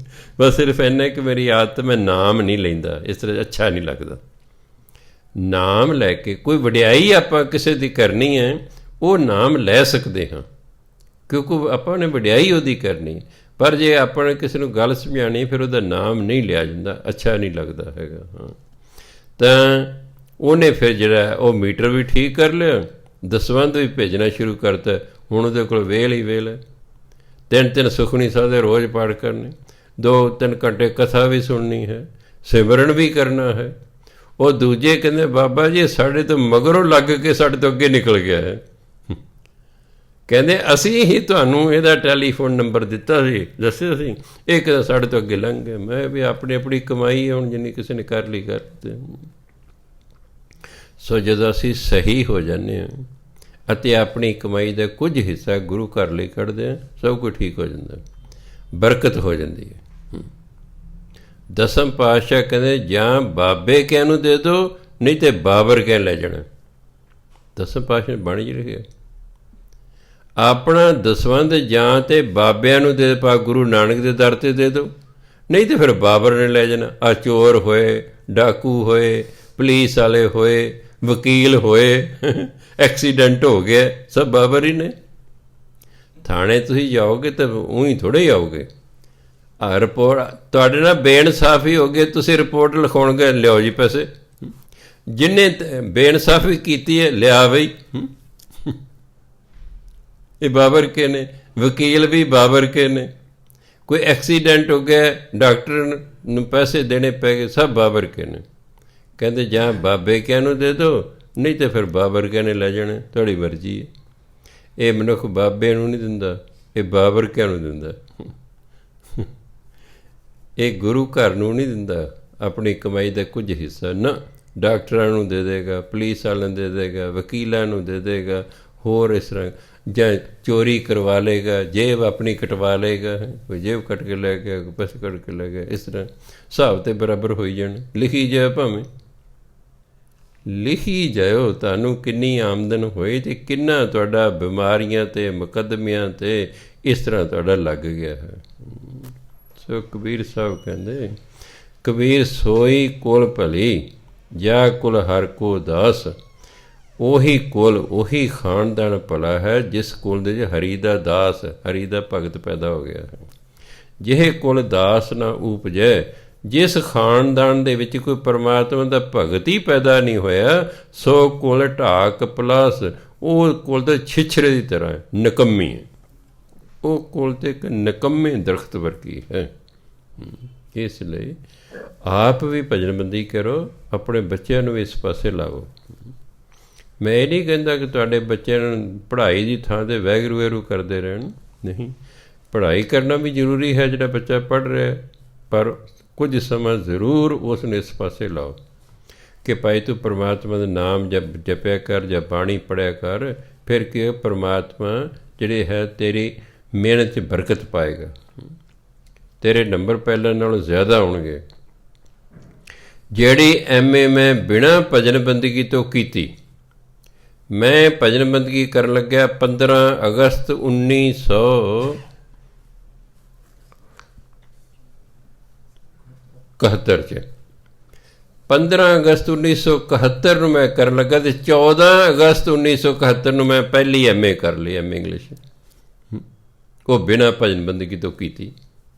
ਬਾਕੀ ਦੋਨੋਂ ਜਿਹੜੀ MA ਮੈਂ ਭਜਨ ਬੰਦਗੀ ਕਰਦਾ ਰਿਹਾ ਡਟ ਕੇ, ਉਹ ਪਹਿਲੀ ਨਾਲ ਨੰਬਰ ਵੱਧ ਆਈ ਗਏ ਮੇਰੇ। ਪੜ੍ਹਿਆ ਸਗੋਂ ਘੱਟ, ਕਿਉਂਕਿ ਭਜਨ ਬੰਦਗੀ ਵੀ ਤਾਂ ਕਰਨੀ ਸੀ। ਹਾਂਜੀ, ਭਜਨ ਬੰਦਗੀ ਨੂੰ ਵੀ ਤਾਂ 4-4, 5-5 ਘੰਟੇ ਮੈਂ ਬਾਣੀ ਪੜ੍ਹਦਾ ਰਹਿੰਦਾ ਸੀ ਅਰਥਾਂ ਸਮੇਤ। ਫਿਰ ਵੀ ਜਿਹੜਾ ਵਿੱਚੋਂ ਸਮਾਂ ਨਿਕਲਣਾ, ਉਹ ਨਾਲ ਆਪਣੀ ਪੜ੍ਹਾਈ ਕਰਨੀ, ਪੜ੍ਹਾਉਣਾ ਵੀ ਸਕੂਲ 'ਚ, ਪੜ੍ਹਾਈ ਵੀ ਕਰਨੀ ਹੈ, ਆਪਣੀ ਰੋਟੀਆਂ ਵੀ ਪਾਉਣੀਆਂ, ਕੱਪੜੇ ਵੀ ਧੋਣੇ ਨੇ, ਭਜਨ ਬੰਦਗੀ ਵੀ ਕਰਨੀ ਹੈ। ਪਹਿਲੀ MA ਨਾਲ ਦੂਜੀ MA 'ਚ ਉਦੋਂ ਵੱਧ ਹੈ, ਤੀਜੀ 'ਚ ਉਦੋਂ ਵੱਧ ਹੈ, ਜਦੋਂ MEd ਕੀਤੀ ਉਸ 'ਚ ਉਦੋਂ ਵੱਧ ਹੈ। ਫਿਰ ਮੈਨੂੰ ਹੋ ਗਿਆ, ਹਾਂ ਭਜਨ ਬੰਦਗੀ ਬਰਕਤ ਪਾਉਂਦੀ ਹੈ।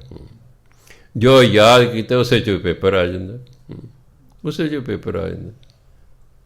ਨਹੀਂ ਤਾਂ ਕਈ ਵਾਰੀ ਕੀ ਹੁੰਦਾ, ਜਿਹੜਾ ਆਪਾਂ ਕਹਿੰਦੇ ਨਹੀਂ ਇਹਦੀ ਤਾਂ ਇਹ ਇੰਪੋਰਟੈਂਟ ਨਹੀਂ ਹੈ, ਇਹਦੀ ਉਮੀਦ ਨਹੀਂ ਇਮਤਿਹਾਨ 'ਚ ਆਉਣੀ, ਉਹੀ ਆ ਜਾਂਦਾ। ਫਿਰ ਨੰਬਰ ਨਹੀਂ ਆਉਂਦੇ।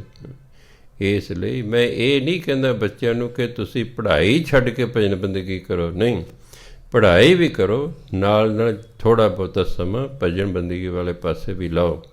ਅਤੇ ਜਿਹੜੇ ਮੇਰੇ ਵਰਗੇ ਰਿਟਾਇਰ ਹੋ ਗਏ, ਹੁਣ ਤੁਹਾਡੇ ਕੋਲ ਕੋਈ ਬਹਾਨਾ ਬੂਹਨਾ ਨਹੀਂ ਹੈਗਾ।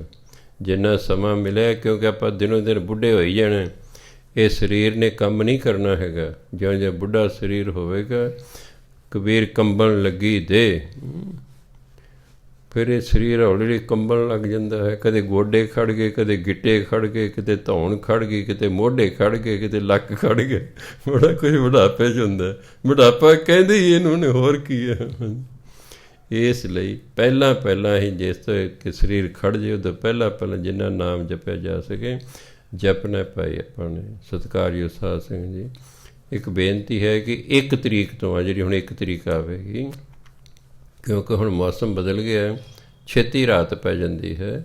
ਕਥਾ ਦਾ ਸਮਾਂ 7:15 ਤੋਂ 8:15 ਦੀ ਥਾਂ 'ਤੇ 7 ਤੋਂ 8 ਵਜੇ ਹੋ ਜਾਂਦਾ।